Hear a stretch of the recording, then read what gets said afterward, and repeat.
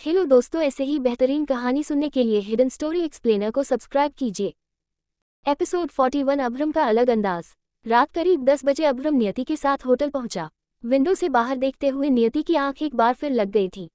जब अभ्रम ने गाड़ी होटल के सामने रोकी तो झटका लगने से नियति की आंखें खुल गई। वो अभी भी नींद में थी, इसलिए उसे सब धुंधला धुंधला दिखाई दे रहा था। तभी अभ्रम ने अपनी सीट बेल्ट निकालते हुए कहा, टर्टल बाहर आओ। अभ्रम की आवाज़ सुनकर नियति का आलसीपन दूर हो गया और वो एकदम से एक्टिव हो गई। वो जल्दी जल्दी अपनी सीट बेल्ट अनलॉक करके गाड़ी से बाहर आने लगी। रात के घने अंधेरे में ज़्यादा कुछ दिखाई नहीं दे रहा था, पर जैसे ही नियति गाड़ी से निकलकर बाहर आई, हवा का एक झोंका उसे छूकर बह गया। उन हवाओं में कुछ था जिसे नियति ने महसूस किया। वो खुशबू जिसे नियति ने हवाओं में महसूस किया, वो उसे जानी पहचानी लगी। रात में चूल्हे के जलने के बाद हवाओं में जो महक रह जाती है, ऐसा एहसास, घर के बाहर दीवारों पर लगे उपलों की सूखने की महक का एहसास जो कभी वो अपने गांव में हर दिन करती थी। और नियति का दिल जोर से धड़कने लगा। उसने एक नज़र चारों तरफ घुमाई तो न जाने क्यों अंधेरे में भी वो जगह उसे जानी पहचानी लगी।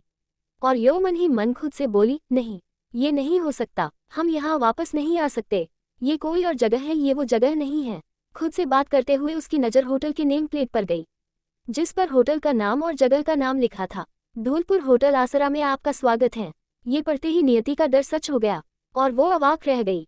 उसके पैर वहीं जम गए और वो अपनी आंखों में डर समेटकर उस नेम प्लेट को देखती रही। नहीं, हम यहाँ कैसे आ गए? हमने तो अपना अतीत पीछे छोड़ दिया था। मन में ही खुद से बात करते हुए उसे अपनी अंतरात्मा की कई बातें याद आईं और एक बार फिर उसे अपनी अंतरात्मा की आवाज़ सुनाई दी। नियति की अंतरात्मा ने कहा, बेला क्या सोच रही हो? ये एक न एक दिन होना ही था, तुम्हें तो यहाँ लौटना ही था बेला। भूल गई ये गाँव ही तुम्हारी पहचान है। तुम्हारी कहानी भी तो यहीं से शुरू हुई थी, तो खत्म भी तो यहीं पर होगी। तुम कितना भी अपने अतीत से भाग लो बेला, तुम्हारा अतीत तुम्हारा पीछा तब तक नहीं छोड़ेगा जब तक तुम उसका सामना नहीं कर लेती। सोच क्या रही हो बेला, आगे बढ़ो और सामना करो अपने अतीत का और धर्मराज ठाकुर का। अब वक्त आ गया है कि तुम उसका सामना करो। नियति अपनी अंतरात्मा से बोली, पर मैं कैसे? उसकी अंतरात्मा ने कहा, कैसे क्या? भूल गए तुम किसके साथ आए हो? उसे अपना सच बताओ बेला, अपने पति को अपना सच बताओ, वो तुम्हारी मदद करेगा। नियति बोली, घर वो हमारी मदद क्यों करेंगे? वो तो खुद हमें कैद करके रखना चाहते हैं, बात बात पर हमें सजा देते हैं, फिर वो हमारी मदद क्यों करेंगे? नियति की इस बात पर उसकी अंतरात्मा ने कहा, क्योंकि वो तुम्हारा पति है, उसने रिश्ता जोड़ा है तुमसे, और तुम क्या उसकी कहीं बात भूल गई? तुम्हें दर्द आंसू तकलीफ देने का हक सिर्फ उसका है, उसे पसंद नहीं कि कोई तुम्हें तकलीफ दे। बेला एक बात याद रखना, तुम्हारा जानवर तुम्हारी परवाह करता है। तभी नियति ने खींचते हुए कहा, अब हमें कोई बात नहीं करनी तुमसे, तुम जाओ, ये हमारी परेशानी है। नियति अपनी ही धुन अपनी अंतरात्मा से बात करते हुए अभ्रम के पीछे पीछे चली जा रही थी। उसे पता भी नहीं चला वो कब अभ्रम के पीछे पीछे अपने रूम में आ गई। अभ्रम अपने कमर पर हाथ रखकर खड़ा अपनी काली आंखों से रूम को एक्सप्लोर कर रहा था। वहीं नियति अभी भी अपनी परेशानी में उलझी हुई थी और अपनी ही धुन में चली आ रही थी कि तभी वो अचानक अभ्रम की पीठ से टकरा गई और उसके मुंह से आह निकल गई। वो एक हाथ अपने सिर पर रखकर अपना सिर सहलाने लगी। अभ्रम ने पलटकर उसे देखते हुए कहा, क्या तुम देखकर नहीं चल सकती टर्टल? नियति ने अपना सिर सहलाते हुए ही मुंह बनाकर कहा, आप एक साइड में भी तो खड़े रह सकते थे, फिर खंबे की तरह बीच में ही क्यों खड़े थे? नियति की बात सुनकर अभ्रम ने उसे देखते हुए गुस्से में कहा, बहुत बोलने नहीं लगी हो तुम टर्टल? ये सुन नियति उसे मुंह बनाकर देखते हुए खुद से ही मन में बोली, हमारी अंतरात्मा की बुद्धि भ्रष्ट हो गई है, इसलिए उसे ऐसा लगता है ये जानवर हमारी मदद करेगा, पर उसे क्या पता ये जानवर मदद नहीं करता, अपना रोब झाड़ता है और सजा देता है। खुद से बात कर नियति अभ्रम को अनदेखा कर आगे बढ़ गई। अभ्रम खुद को इग्नोर होता देखकर मन में बोला, टर्टल तुम कुछ ज्यादा ही ब्रेव बनने की कोशिश कर रही हो, तुम्हें तो मैं देख लूंगा। ये बोल अभ्रम फ्रेश होने बाथरूम में चला गया। वहीं नियति रूम की बालकनी में आ गई। जंगल में लहराते पेड़ और बहती हवा नियति को डर का एहसास करवा रही थी। उसने अपनी आंखें बंद की और तभी उसकी आंखों के सामने कुछ नजारे कौंध गए। दुल्हन के लाल जोड़े में हाथों में भरी भरी चूड़ियां और पैरों में पायल पहने एक लड़की सड़क पर भाग रही थी। उसके पीछे भागते लोगों से बचते हुए इधर उधर छुपते हुए वो रेलवे स्टेशन तक पहुंची और सबकी नजरों से बचकर वो ट्रेन में चढ़कर छुप गई। नियति अभी ये सब सोच ही रही थी कि तभी उसके कानों में अभ्रम की आवाज गई। अभ्रम बाथरूम से बाहर आ गया था और टॉवल से अपना चेहरा साफ करते हुए उसने नियति को आवाज दी। वो अधम की आवाज सुनकर चौंककर पीछे मुड़ी। अधम ने उसे देखा तो उसके चेहरे पर डर देखकर उसकी भौहें तन गई और फिर वो नियति के पास जाते हुए उसे देखते हुए मन में बोला, कभी इतनी ब्रेव बनती हो तो कभी इतना डरती हो, टर्टल तुम ऐसी क्यों हो? फिर उसने नियति की आंखों में देखते हुए कहा, टर्टल क्या हुआ? प्रश्नवाचक चिन्ह उद्धरण चिन्ह। नियति ने जल्दी से सिर हिलाते हुए कहा, कू। कुछ नहीं। अभ्रम ने कुछ नहीं कहा और उसे देखते हुए उसका हाथ पकड़ लिया। फिर वो नियति को बेड के पास लाया और उसे बेड पर बैठने का इशारा किया। नियति बिना कुछ कहे चुपचाप बेड पर बैठ गई। अभ्रम उसकी गोद में सिर रख कर लेट गया। वो बहुत थका हुआ था और सोना चाहता था, पर नींद उसे नियति की गोद में ही आती थी। ये बात अब वो भी समझ गई थी। अभ्रम के उसकी गोद में सिर रखते ही नियति के हाथ आज खुद ब खुद ही उसके सिर पर चले गए और वो अभ्रम के बालों में अपनी उंगलियां फिराने लगी। अभ्रम उसकी गोद में सुकून से सो रहा था तो वहीं नियति की आंखों से जैसे नींद गायब ही हो गई थी। उसने बेड के क्राउन से अपना सिर टिका लिया और एक बार उसका अतीत उसकी आंखें के सामने कौंध गया और उसे वही दिन याद आया जब उसने अपना गांव छोड़ा था। 2 महीने पहले दुल्हन के जोड़े में सजी नियति बहुत खूबसूरत लग रही थी, पर उसकी आंखों में सूनापन छाया हुआ था। लाल रंग की साड़ी, चूड़ी और गजरा नियति की खूबसूरती को और बढ़ा रहे थे। वहीं उसके चेहरे पर उदासी के बादल छाए हुए थे। वो बदहवास अवस्था में बैठी अपनी बर्बादी के मुहूर्त का इंतजार कर रही थी कि तभी उसके कानों में एक आवाज गई और एक मध्यम उम्र की औरत अंदर आते हुए बोली, बेला। ये सुनते ही नियति ने उस औरत की तरफ देखा और झट से उससे लिपट कर बोली, अम्मा, हम ये शादी नहीं करना चाहते, हमको बचाए लो अम्मा। ये औरत नियति उर्फ बेला की माँ थी। लक्ष्मी एक सरल स्वभाव की महिला थी।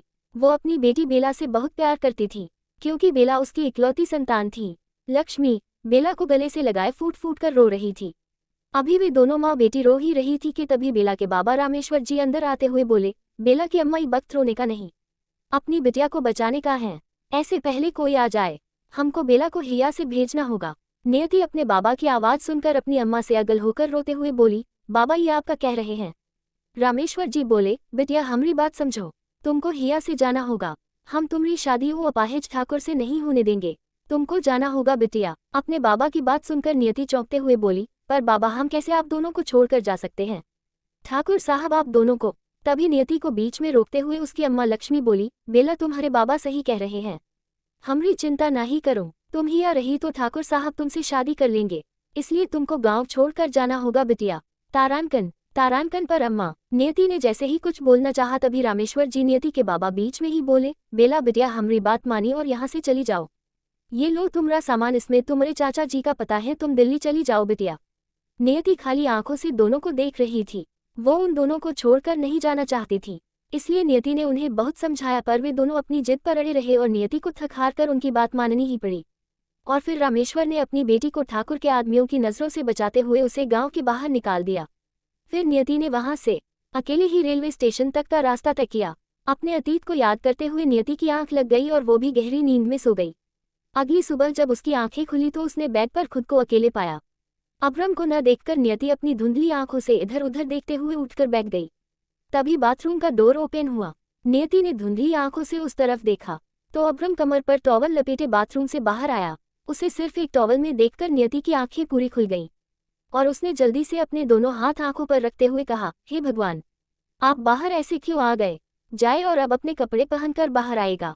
उसकी बात सुनकर अभ्रम ने उसकी तरफ देखा और सिर हिला दिया। फिर कबर्ड के पास जाकर उसमें से अपने कपड़े निकालते हुए खुद से कहा, लड़कियां मुझे ऐसे देखने के लिए तरसती है और टर्टल तुम हो कि इतने ड्रामे कर रही हूँ। नियति ने अपनी उंगलियों के बीच से अभ्रम को देख रही थी। उसे अभी भी रूम में देखकर उसने जल्दी से अपनी आंखों को फिर से बंद कर लिया और झुंझला कर बोली, आप अभी तक गए क्यों नहीं? प्लीज जल्दी जाए। अभ्रम जो ऑलरेडी अपने कपड़े लेकर बाथरूम की तरफ जा रहा था नियति की बात सुनकर रुक गया। उसने अपनी गर्दन घुमाकर तिरछी नजरों से नियति को देखा और फिर एक आईब्रो उठाकर उसके पास चला आया। अभ्रम ने नियति के दोनों हाथ पकड़ के उसके चेहरे से हटा दिया और कमांडिंग टोन में उसे घूरते हुए कहा, आंखें खोलो टर्टल। नियति ने अपनी आंखों को और कसकर भींचते हुए कहा, नहीं, मैं आंखें नहीं खोलूंगी, पहले आप अपने कपड़े पहने। अभ्रम ने फिर से उसी टोन में कहा, टर्टल अगर अभी तुमने अपनी आंखें नहीं खोली तो मैं तुम्हें किस कर दूंगा। ये सुन नियति सोचती हुए बोली, किस? तारानकन। और तभी उसे पहली बार अधम का करीब होना याद आया और वो घबराते हुए जल्दी से बोली, नहीं, आप मेरे साथ ऐसा नहीं कर सकते। अश्वम उसे देखते हुए तिरछा मुस्कुराकर बोला, मैं तुम्हारे साथ कुछ भी कर सकता हूँ। कुछ भी? ये सुनते ही नियति ने झट से अपनी आंखें खोल दी और अपनी डरी सहमी निगाहों से उसे देखने लगी। वहीं अभ्रम आंखों में शरारत भरे तिरछा मुस्कुराते हुए उसे देख रहा था। अधम नियति को देखते हुए उसके ऊपर झुक रहा था। नियति डर से पीछे होते हुए खुद में ही सिमटती जा रही थी। अभ्रम के बालों से पानी टपककर नियति के चेहरे पर गिर रहा था, जो उसके शरीर में मीठी मीठी सिहरन पैदा कर रही थी। नियति के चेहरे पर डर और माथे पर सलवटें थी। वो आंखों ही आंखों में अभ्रम से रिक्वेस्ट कर रही थी। वहीं अभ्रम को नियति के डर से कोई फर्क नहीं पड़ रहा था। वो तिरछा मुस्कुराते हुए उसके ऊपर झुके जा रहा था। जैसे ही नियति ने उससे नजरें फेरते हुए अपना चेहरा घुमाया तो अभ्रम ने एक हाथ से उसके चेहरे को पकड़ अपनी तरफ कर लिया। उसकी नजरें अब नियति के कांपते होठों पर थीं। वो उसे छू लेना चाहता था। एक बार फिर वो उस एहसास को जीना चाहता था जिसे उसने कल नियति के करीब होकर जिया था। अभ्रम को अपने होठों पर अभी भी नियति के होठों की छुअन का एहसास हो रहा था जो उसे बेचैन कर रहा था, और इसी बेचैनी को खत्म करने के लिए अभ्रम अपने होठों पर उठी तलब को नियति के लिबों से मिटाना चाहता था। अभ्रम को अपने इतने करीब देखकर नियति ने अपनी आंखों को बंद कर लिया। वहीं अभ्रम की आंखें भी धीरे धीरे कर बंद हो गई। पर इससे पहले कि वो फिर से अपने और नियति के बीच के फासले को मिटाता उसके रूम के डोर पर दस्तक हुई। डोर लॉक होने की आवाज सुनकर दोनों ने ही अपनी आंखें चौंक कर खोली और नियति ने उसे धक्का देते हुए खुद से दूर कर दिया। अभ्रम उसके धक्के के लिए तैयार नहीं था, इसलिए लड़खड़ा कर कुछ कदम पीछे हो गया। उसने नियति को घूर कर देखा तो उसने डर कर अधम से अपनी नजरें चुरा ली। अधम ने उसे देखते हुए ही मन में कहा, टर्टल तुमने मुझे 2 बार धक्का दिया है, मैं तुम्हें देख लूंगा, पर पहले उसे देख लो जिसने मुझे डिस्टर्ब किया है। ये कहकर वो डोर ओपन करने चला गया। इस बीच नियति जल्दी से बेड से उठकर खड़ी हो गई। अभ्रम ने डोर ओपन किया तो दरवाजे पर जगुआ और पाइथन खड़े थे। अभ्रम को दोनों पर बहुत गुस्सा आया, पर फिर दोनों की हालत देखकर वो नॉर्मल हो गया। वहीं उन दोनों ने अभ्रम की घूरती नजरें देखकर जल्दी से अपनी पलकें झुका ली और तभी अभ्रम ने अपनी ठंडी आवाज में कहा, तुम दोनों को इतनी चोट कैसे लगी? उसके सवाल पर जगुआ ने पाइथन को कोहनी मारी, जैसे कह रहा हूं तू बता दे। वहीं उसके कोहनी मारने पर पाइथन तिरछी नजरों से ही उसे घूरने लगा और उसे घूरते हुए बोला, वैसे तो बहुत बहादुर बनता है, पर जब बीस्ट से सामना होता है तो भीगी बिल्ली बन जाता। हम दोनों को कुछ न बोलते देखकर अभ्रम ने फिर कहा, तुम दोनों के कान खराब हो गए हैं या फिर अब तुम सबने मुझे इग्नोर करने की ठान ली है? और अगर ऐसा है भी तो सजा के लिए तैयार रहना। मुझे इग्नोर करने वालों को मैं क्या पनिशमेंट देता हूँ ये तुम लोग जानते हो ना। तारांकन अधम कह तो जगुआ और पाइथन से रहा था, पर सुना वो नियति को रहा था। उसने बोलते हुए ही तिरछी नजरों से नियति को देखा था और ये देखकर नियति भी समझ गई थी वो उसे ही सुना रहा है, और फिर तभी उसने अधम को देखते हुए मुंह बना लिया।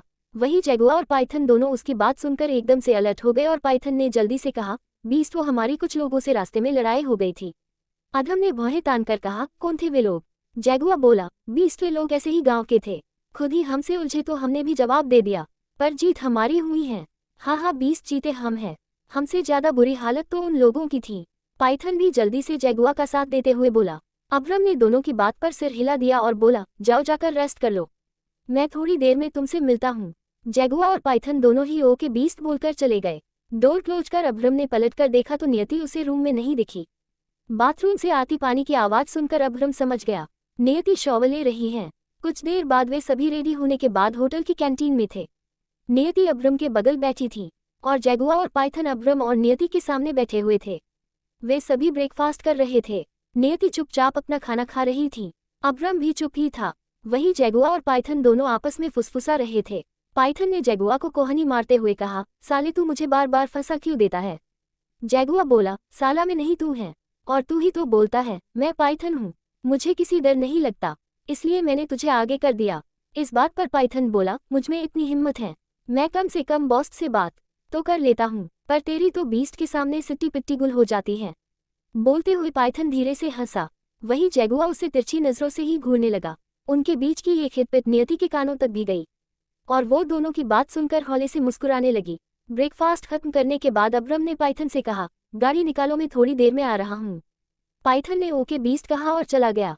फिर अभ्रम ने जगुआ से कहा, मैक और जरूरत की सारी चीजें पैक कर लो, हम साइड देखने जा रहे हैं। उसने भी ओके बीस्ट कहा और चला गया।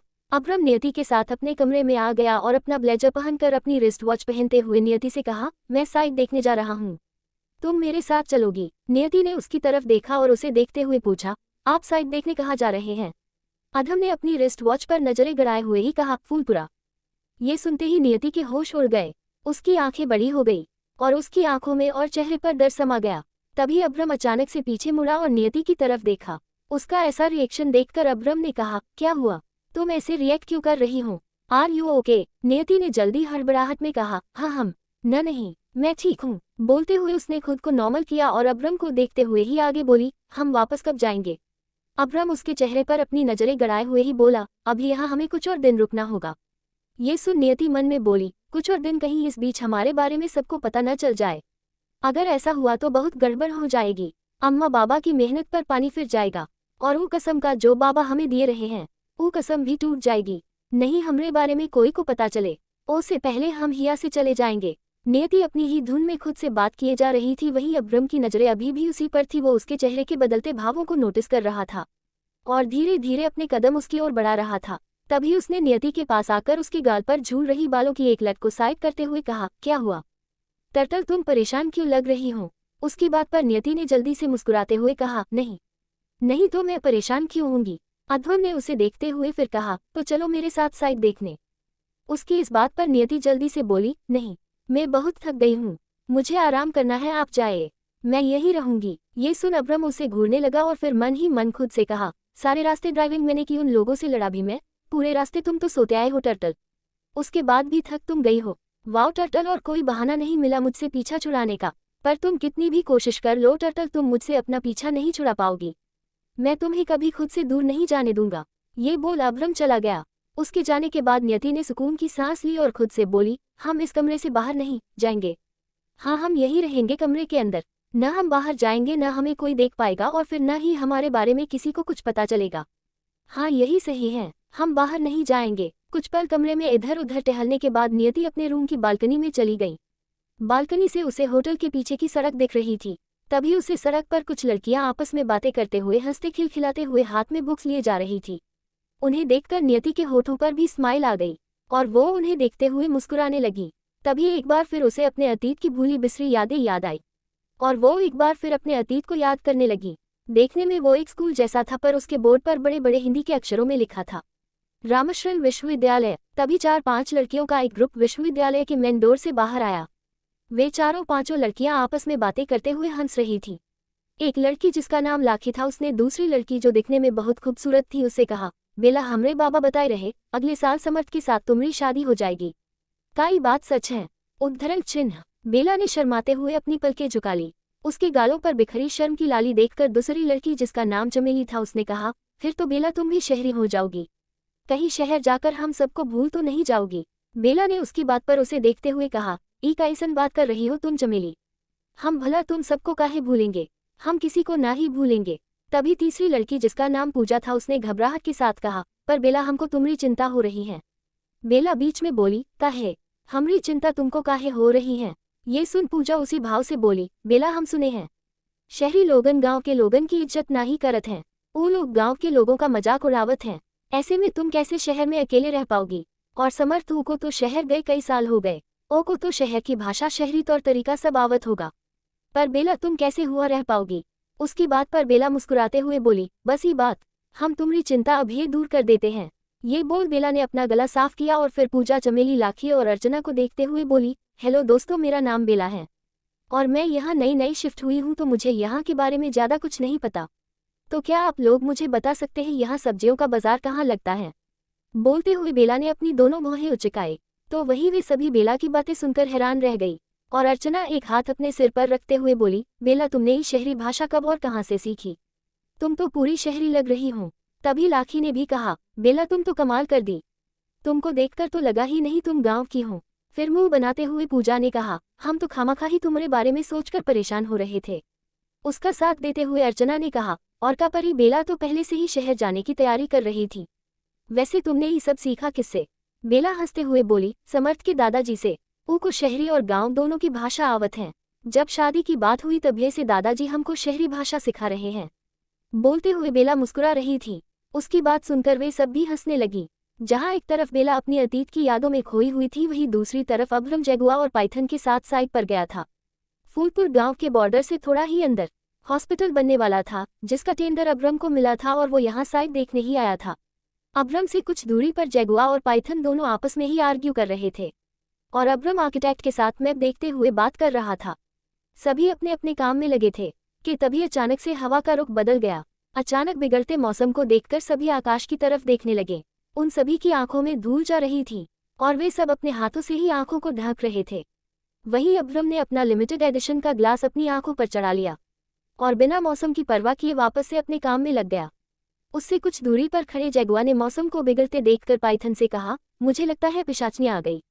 उसकी बात पर पाइथन ने उसे देखा जैसे वो कोई पागल हो और फिर पाइथन उसकी बात पर मुंह बनाकर बोला, ये क्या बकवास कर रहा है तू?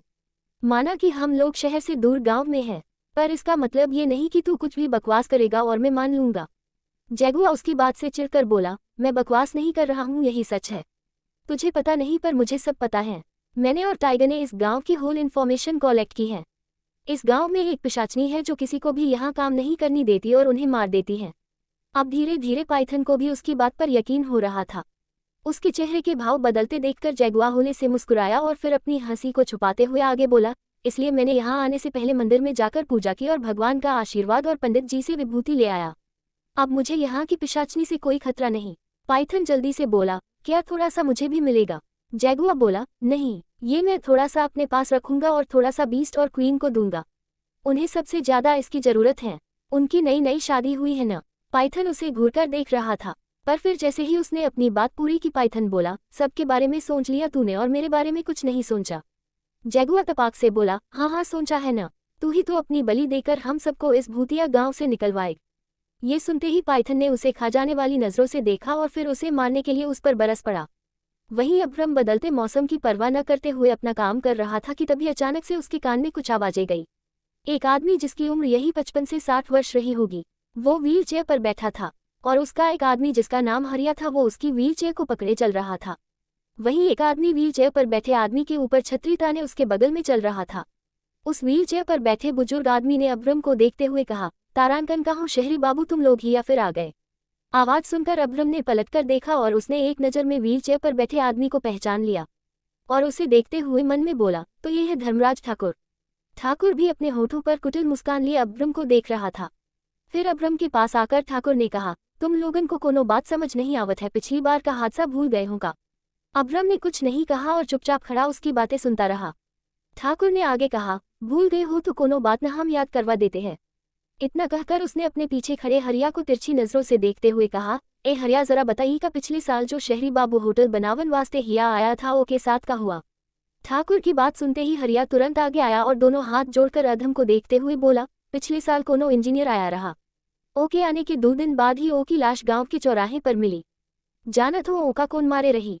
काली पहाड़ी की पिशाचनी। अगर अपनी जान प्यारी हो तो आज ही बोरिया बिस्तर समेट कर शहर लौट जाओ, नहीं तो तुम्हारी लाश भी 2 दिन बाद गांव के चौराहे पर मिलेगी।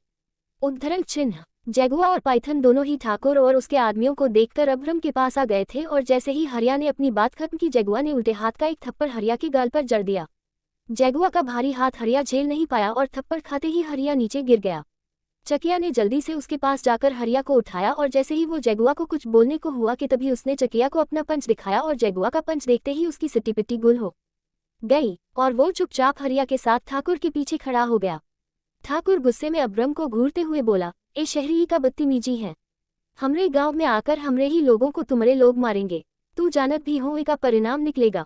उसकी बात पर अब्रम से पहले जैगुआ ने कहा, अबे बुड्ढे चिता पर लेटा हुआ है और शो ऑफ ऐसे कर रहा है जैसे यहाँ का भगवान हो। तेरे आदमियों को इसलिए मारा क्योंकि उसने हमारे बीस्ट को धमकी देने की हिम्मत की थी, जिनके सामने लोग खड़े होने से पहले 100 बार सोचते हैं तेरे 2 कौड़ी के लोग उन्हें धमकी देंगे। ये तो सिर्फ ट्रेलर था, पिक्चर दिखाऊं क्या पूरी अभी? उद्धरण चिन्ह। ये कहते हुए जैगुआ अपने एक हाथ की कलाई को दूसरे हाथ से मसलते हुए आगे बढ़ने को हुआ कि तभी अब्रम ने उसे हाथ दिखाकर रोक दिया और खुद 2 कदम आगे बढ़कर ठाकुर की आंखों में देखते हुए बोला, मैं यहाँ काम करने आया हूँ, तो बेहतर होगा तुम लोग मुझे मेरा काम करने दो, वरना मेरे काम के बीच टांग अड़ाने वालों के साथ क्या होता है उसका एक छोटा सा एग्जाम्पल तुम लोगों देख ही चुके हो। उसकी बात काटते हुए जैसे ही ठाकुर कुछ बोलने को हुआ कि तभी अब्रम ने अपनी आवाज तेज करते हुए कहा, मेरी बात अभी पूरी नहीं हुई। मुझे नहीं पता यहाँ किस पिशाचनी का खौफ है, पर मुझे इन सब से कोई लेना देना नहीं। मैं यहाँ अपना काम करने आया हूँ तो मुझे शांति से अपना काम करने दो, नहीं तो जो भी मेरे और मेरे काम के बीच आएगा, फिर चाहे वो पिशाचनी ही क्यों ना हो, मैं किसी को नहीं छोड़ूंगा। अपनी बात पूरी कर अब्रम जाने के लिए पलट गया। तभी वो अचानक से रुककर बोला, मुझे एक आम इंसान समझने की भूल मत करना वरना बहुत पछताओगे ठाकुर। ये कहकर अब्रम चला गया। वहीं ठाकुर उसे जाते हुए गुस्से में देख रहा था और तभी उसने अब्रम को देखते हुए ही गुस्से में अपनी मुट्ठी भींचकर कहा, इसको तो सबक सिखाना पड़ेगा हमको। ए हरिया, ठाकुर ने तेज आवाज में कहा तो उसकी आवाज सुनकर हरिया और चकिया दोनों ही ठाकुर के सामने जाकर सिर झुकाकर खड़े हो गए। ठाकुर दोनों को देखते हुए बोला, तू दोनों क्या गोबर खाता है? उसके मारे गए थप्पड़ से तू नीचे कैसे गिर गया? चल हवेली, तुम दोनों को तो हम आज ही सबक सिखावत है। चकिया ने जल्दी से छाता संभाला और हरिया ने ठाकुर की व्हीलचेयर पकड़ी और दोनों ही ठाकुर को लेकर चले गए। जब ठाकुर की गाड़ी हवेली जाते हुए गांव के बीच से निकली तो ठाकुर को देखकर सभी गांव वाले सिर झुकाकर उसे प्रणाम करने लगे। अपने आगे झुकते सिरों को देखकर ठाकुर के होठों पर कुटिल मुस्कान थी। गांव वालों को देखते हुए ठाकुर ने अपनी अधपकी मूंछों पर ताव दिया और फिर कुछ देर बाद ठाकुर अपनी हवेली में था। वहीं उधर होटल में अभ्रम अपने रूम की बालकनी में खड़ा था और उसके सामने नियति काउच पर बैठे बैठे ही सो रही थी। दरअसल नियति अपने अतीत को याद करते करते वही सो गई थी।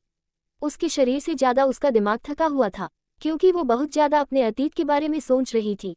उसे डर था कहीं उसका सामना धर्मराज ठाकुर से न हो जाए।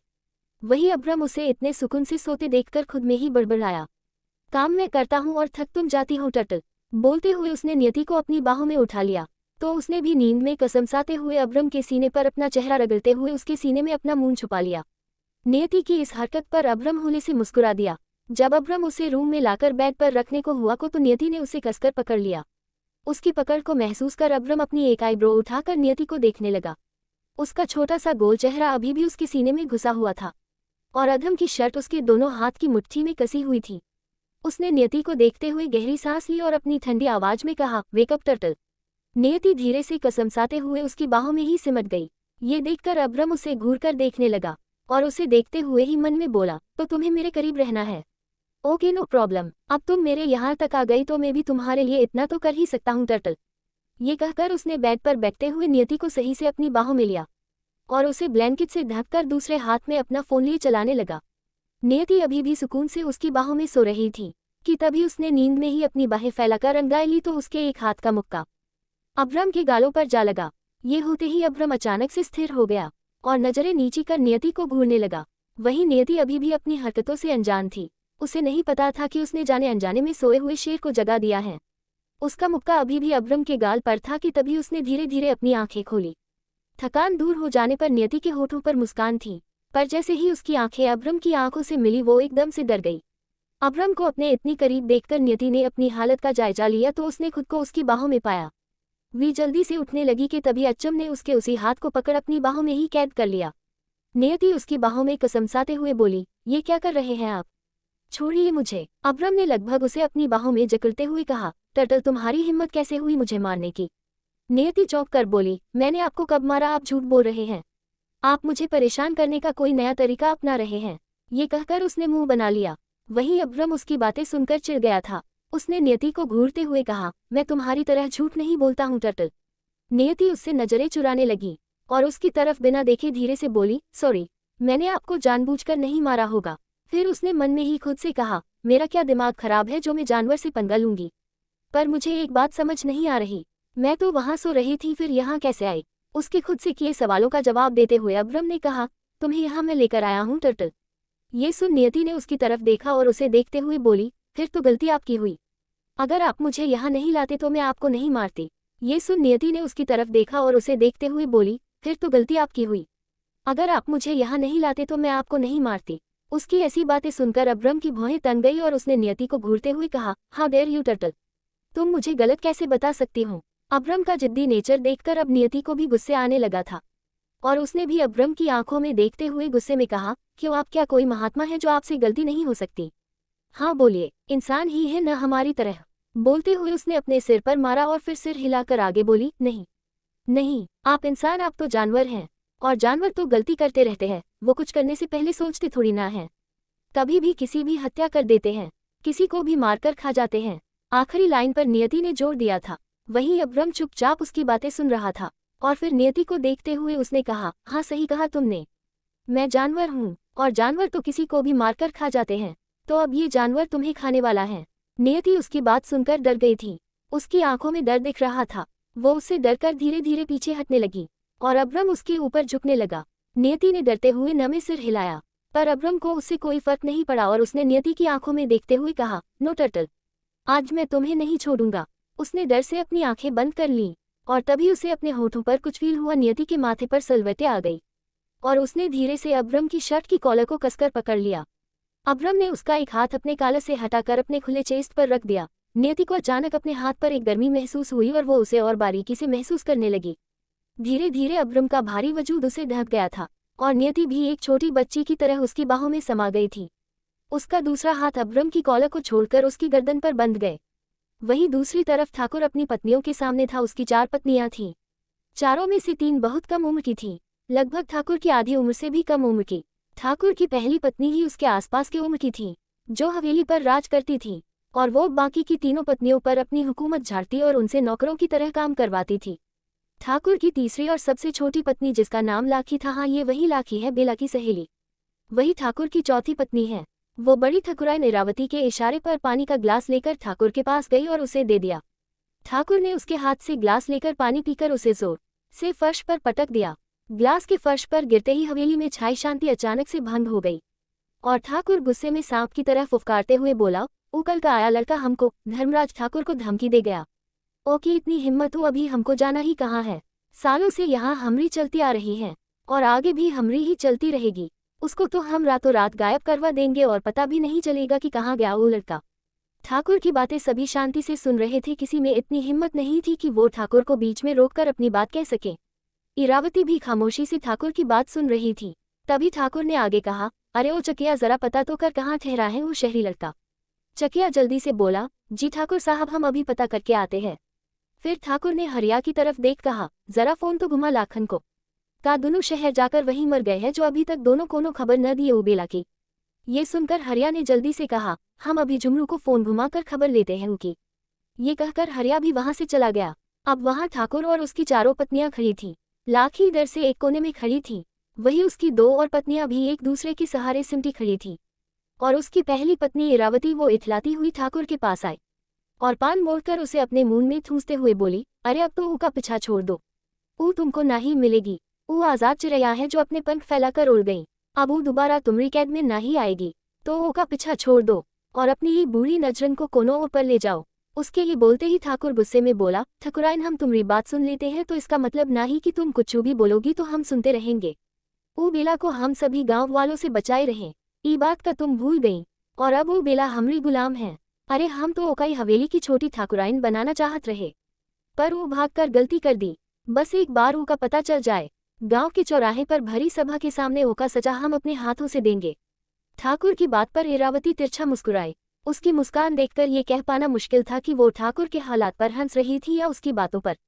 वही ठाकुर की बात सुनकर लाखी कांप उठी और मन ही मन प्रार्थना करते हुए बोली, हे शिव जी, बेला की रक्षा करना, वो कभी भी ठाकुर के आदमियों के हाथ न लगने पाए। ओ की रक्षा करना भगवान, ओ की रक्षा करना। जहाँ एक तरफ लाखी बेला के लिए प्रार्थना कर रही थी, तो वही दूसरी तरफ अतीश समर्थ पर बरस रहा था। अतीश ने उस पर गुस्सा करते हुए कहा, वो बच कैसे गया, कैसे आदमी भेजे थे तूने? समर्थ बोला, वो एक वार से बचा है पर दूसरे वार से नहीं बच पाएगा। अतीश बोला, दूसरा वार? समर्थ ने व्यंगता के साथ कहा, हाँ दूसरा वार। 20 जहाँ गया है वहां से वो वापस कभी नहीं आ पाएगा। धर्मराज ठाकुर और पिशाचनी के वार से 20 नहीं बच पाएगा। अतीश माथे पर सलवटे पटक कर बोला, धर्मराज ठाकुर और पिशाचनी ये लोग कौन हैं? समर्थ तिरछा मुस्कुराया और फिर समर्थ अतीश को फूलपुर गांव के बारे में बताने लगा। उसकी बात सुनकर अतीश के होठों की मुस्कान गहरी हो गई और फिर वो जोर जोर से हंसने लगा और हंसते हुए बोला, 20 अब कैसे बचेगा तू? उसी की तरह समर्थ भी हंस रहा था। वहीं उच्च गांव में जब हरिया ने झुमरू को फोन करके उनका हाल खबर जाना तो झुमरू ने अपनी पूरी कहानी उसे बता दी। और उसकी कहानी बताने के लिए हरिया ठाकुर के सामने हाथ बांधे सिर झुकाए खड़ा था। ठाकुर के इशारे पर उसने बोलना शुरू किया, ओ झुमरू कह रहा है लाखन को बेला का पता चल गया है। उद्धरण चिन्ह। ये सुनते ही ठाकुर की आंखों में चमक आ गई और वो जल्दी से बोला, का सच में बेला का पता चल गया? हरिया बोला, जी ठाकुर साहब, वो दोनों गांव आ रहे हैं पर रास्ते में वो दोनों की कोने से लड़ाई हो गई। ए वास्ते ओ को इतना टाइम लग रहा है आने में, पर दोनों को 2 ही घंटा में पहुंच जाएंगे। उसकी बात सुनकर ठाकुर बोला, ठीक है जाओ, और चकिया का ओ का पता लगाया कहाँ ठहरा है वो शहरी लड़का? हरिया जाते हुए रुककर बोला, ठाकुर साहब चकिया गया है पता करने पर अभी तक आया नहीं। ठाकुर ने सिर हिला दिया तो हरिया वहां से चला गया। उसके जाने के बाद ठाकुर तंज भरी मुस्कान के साथ बोला, बस एक बार तू यहाँ आ जा बेला, तेरे पैर काट कर हम तुझे अपनी तरह ना बना दिया तो हमरा नाम भी धर्मराज ठाकुर नहीं। ये बोलकर उसने अपनी मूंछ पर ताव दिया। वहीं उससे कुछ दूरी पर खड़ी लाखी ने उसकी सारी बातें सुन ली थी और वो अपने सीने पर हाथ रख मन में बोली, हे शिवजी, ठाकुर को अब बेला का पता चल जाएगा और वो कहीं सच में बेला के साथ नहीं, हमें बेला की अम्मा को बताना होगा। पर हमें ये बात समझ नहीं आवत है, लाखन को बेला के बारे में कैसे पता चला? ये सोचते हुए लाखी वहां से चली गई। वहीं उधर होटल में अभ्रम मिरर के सामने खड़ा ड्रेसअप हो रहा था और नियति बेड पर बैठी उसे घूर घूर कर देख रही थी। अब्रम ने बिना उसकी तरफ देख कहा, मुझे ऐसे मत देखो टर्टल, तुम मेरा कुछ नहीं बिगाड़ सकती। नियति उसे घूरते हुए बोली, हाँ सब बिगाड़ने का हक तो आपका ही है। अब्रम ने अपनी नजरें घुमाकर उसे देखा, फिर उसकी तरफ कदम बढ़ाने लगा। ये देखकर नियति बेड पर ही सरकने लगी और अटकते हुए बोली, देखिए मुझसे दूर रहिए, आप बार बार मेरे साथ जबरदस्ती नहीं कर सकते। अब्रम उसकी आंखों में देखते हुए बोला, जबरदस्ती? जबरदस्ती अभी मैंने की ही कहाँ है टर्टल, क्या तुम चाहती हो मैं तुम्हारे साथ जबरदस्ती करूं? नियति आंखें बड़ी कर उसे घूरते हुए बोली, हम ऐसा क्यों चाहेंगे, बेशर्म आदमी। ये बोल वो बेड से उतरकर खड़ी हो गई। उसे खुद से इतना डरते देखकर अब्रम तिरछा मुस्कुराते हुए बोला, तुम्हारे चेहरे पर ही डर मुझे अच्छा लगता है टर्टल। वहीं नियति उसकी बातों से चिढ़कर बोली, और आपकी ये बेशर्मी हमें बिल्कुल भी अच्छी नहीं लगी। अब्रम उसी अंदाज में बोला, बहुत जबान चलने लगी है तुम्हारी टर्टल, कहो तो इसे काटकर ब्लैकी को खिला दूं। ये सुन नियति उसे घूर कर देखने लगी। अब्रम उठकर उसके पास आया, पर इस बार नियति पीछे नहीं हटी बल्कि एकटक उसकी आंखों में देखती रही। अब्रम भी उसकी आंखों में देखते हुए बोला, टर्टल जिद मत किया करो, यहाँ सिर्फ मैं जिद्दी हूँ, तुम मेरी बराबरी कभी नहीं कर सकती। फिर अब्रम ने अपने एक हाथ उसके चेहरे पर रख दिया और एक ऊंगली उसके चेहरे पर घुमाते हुए बोला, आई लाइक योर ब्रेवनेस। पर कोई बेमतलब मेरे सामने अपनी बहादुरी शो ऑफ करता है तो मुझे गुस्सा आ जाता है। नियति अभी भी उसे घूर रही थी। तभी अधम ने फिर कहा, मुटा से लड़ना चाहती हूँ, मेरा सामना करना चाहती हूँ, मुझे तोड़ना चाहती हूँ, मुझे अपना गुलाम बनाना चाहती हूँ, तो इन सब के लिए तुम्हें ताकत और दिमाग दोनों की ही जरूरत पड़ेगी, और उसके लिए तुम्हें खाने की जरूरत पड़ेगी। तैयार हो जाओ, हम डिनर के लिए जा रहे हैं। अपनी बात पूरी कर अधम मुड़कर जाने लगा कि तभी नियति बोली, मुझे भूख नहीं है, मैं आपके साथ नहीं जाऊंगी। अश्वम उसकी तरफ पलट गया और दोनों हाथ पेंट की जेब में रखकर तिरछा मुस्कुराते हुए बोला, क्या तुम चाहती हो मैं तुम्हें उठाकर ले जाऊं? नियति फिर आंखें बड़ी करते हुए बोली, आप मेरे साथ ऐसा नहीं कर सकते। अब्रम बोला, टर्टल मैं तुम्हारे साथ कुछ भी कर सकता हूँ, बिकॉज तुम मेरी गुलाम हो, तुमने खुद अपनी कैद को चुना है। नियति उसके सामने लाचार खड़ी थी। उसे अभी अब्रम पर बहुत गुस्सा आ रहा था। उसने मुंह बना लिया और पैर पटकते हुए वॉशरूम में चली गई। और फिर कुछ देर बाद वे सभी कैंटीन में थे। अब्रम चुपचाप अपना खाना खा रहा था और जैगुआ और पाइथन हमेशा की तरह नोक झोंक करते हुए खा रहे थे और नियति मुंह लटकाए बेमन से खाने को घूर रही थी। अश्वम ने उसे तिरछी नजरों से देखते हुए कहा, ये खाना अपने आप तुम्हारे मुंह के अंदर नहीं जाएगा टर्टल, तुम्हें इसे खुद ही खाना होगा। ये सुन नियति का मुंह और बन गया और वो बेमन से खाने लगी। वही चकिया होटल में सब जगह अधम को ढूंढ रहा था, पर उसे अधम कहीं नहीं मिल रहा था। उसने कॉल पर बात कर रहे हरिया से कहा, पता नहीं वो शहरी कहाँ छुपा है, दिख ही नहीं रहा साला। दूसरी तरफ से हरिया बोला, बिना वो शहरी का पता लगाए लौट नहीं सकते, वरना ठाकुर साहब तुमको सजा देंगे। चकिया बोला, हम जानत हैं, वो शहरी रुका तो ये होटल में ही है, पर हमको दिख नहीं रहा है। ये कहते हुए चकिया एक हाथ से अपना सिर खुजला रहा था कि तभी उसकी नज़र अचानक से अब्रम पर गई। वो फोन पर टाइगर से बात कर रहा था। उसे देखकर चकिया की आंखों में चमक आ गई और उसने कॉल पर कहा, ए हरिया, वो शहरी मिल गया, वो यही होटल में रुका है। चकिया की आंखों में चमक आ गई और उसने कॉल पर कहा, ए हरिया, वो शहरी मिल गया, वो यही होटल में रुका है। दूसरी तरफ से हरिया बोला, ये हुई ना बात, अब तो वो शहरी गया। उससे बात कर चकिया ने फोन रख दिया और एक बार फिर अब्रम को देखा। नियति उसके बगल ही बैठी थी, पर फिर भी वो चकिया को नहीं दिख रही थी क्योंकि उसके सामने पाइथन बैठा था और उसके सिर से नियति का चेहरा छुपा हुआ था। चकिया अब्रम को देखकर जाने लगा कि तभी वो एक आदमी से टकरा गया और वापस से उसी तरफ पलट गया। उसके पलटते ही पाइथन नियति के सामने से उठ गया और तभी चकिया को उसका चेहरा दिखा। वो नियति का चेहरा देखकर चौंक कर गया और उसके मुंह से धीरे से निकला, बेला हिया, वो भी शहरी के साथ। ठाकुर साहब को बताना होगा। चकिया नियति को देखते हुए उल्टे पांव जाने लगा। वही उधर हवेली में अब तक लाखन और झुमरू भी आ गए थे और दोनों ही सिर झुकाए ठाकुर के सामने खड़े थे। धर्मराज ठाकुर दोनों को ही घूर कर देख रहा था। लाखन और झुमरू की हालत कुछ ठीक नहीं थी। उनके शरीर पर जगल जगल चोटों के निशान थे और सिर हाथ पर पट्टी बंधी थी। ठाकुर दोनों को गुस्से में देखते हुए बोला, ये सब कैसे हुआ? लाखन ने झुमरू को इशारा दिया तो वो ठाकुर को बताने लगा, तारांकन ठाकुर साहब, हम तो सीधे गांव आ रहे थे, पर रास्ते में शहरी लोगन से हम लोगन की भिड़ंत हो गई। उसके आगे की बात को पूरा करते हुए ठाकुर ने कहा, और तुम दोनों ओ की मार खा गए। हमको तो समझ नहीं आता है, तुम जैसे गौ को हम पाल ही क्यों रहे हैं पहले ही, और अब तुम दोनों, अरे लानत है तुम्हारे मर्द होने पर। ठाकुर का इशारा लाखन, झुमरू और हरिया की तरफ था। वे तीनों ही सिर झुकाए खड़े थे। तभी ठाकुर ने आगे कहा, अब हमको जल्दी से बेला के बारे में बताओ। उसके पूछने पर लाखन बोला, ठाकुर साहब, हमको समझ से पता चला है वो बेला ने शहर जाकर कोनो शहरी से शादी कर ली है। ये सुनते ही जैसे ठाकुर के ऊपर आसमान टूट पड़ा और वो अपनी आंखें बड़ी किए हैरानी से उसे देखने लगा। ई का बोले जा रहा है बे तू? वो बेला शादी कैसे कर सकती है? ठाकुर दांत पीसकर बोला। लाखन ने उसके गुस्से को भांपते हुए कहा, ठाकुर साहब यही सच है, वो बेला शादी कर ली और तो और वो शहरी के साथ ही अपने गांव आई हुई है। अब तलक तो वो पहुंच भी गई होगी। आपको ओ के बारे में कुछ पता चला? लाखन की बात का ठाकुर कुछ जवाब देता कि उससे पहले ही चकिया वहां आते हुए बोला, ठाकुर साहब हम वो बेला को देखे। ये बोल वो ठाकुर के सामने आकर दोनों हाथ घुटने पर रखकर हौंफने लगा। वही ठाकुर समेत सभी हैरानी से उसे देख रहे थे। तभी ठाकुर उसे घूरते हुए बोला, अगर तू मरने वाला है तो पहले हमको बेला का पता बता फिर मर। चकिया अपनी तेज चलती सांसों पर संयम पाकर बोला, ठाकुर साहब वो बेला वही शहरी के साथ हैं। दोनों एकदम चिपक कर बैठे साथ में खाना खा रहे थे। उद्धरण चिन्ह। उसके बोलने के अगले पल ही लाखन बोला, ठाकुर साहब वो वही शहरी होगा जिसके साथ वो बेला शादी रचाई है। उनकी बातें सुनकर ठाकुर ने गुस्से में अपनी मुट्ठी को कसकर बंद कर लिया। उसकी आंखों के सामने अब्रम और बेला का चेहरा आ रहा था।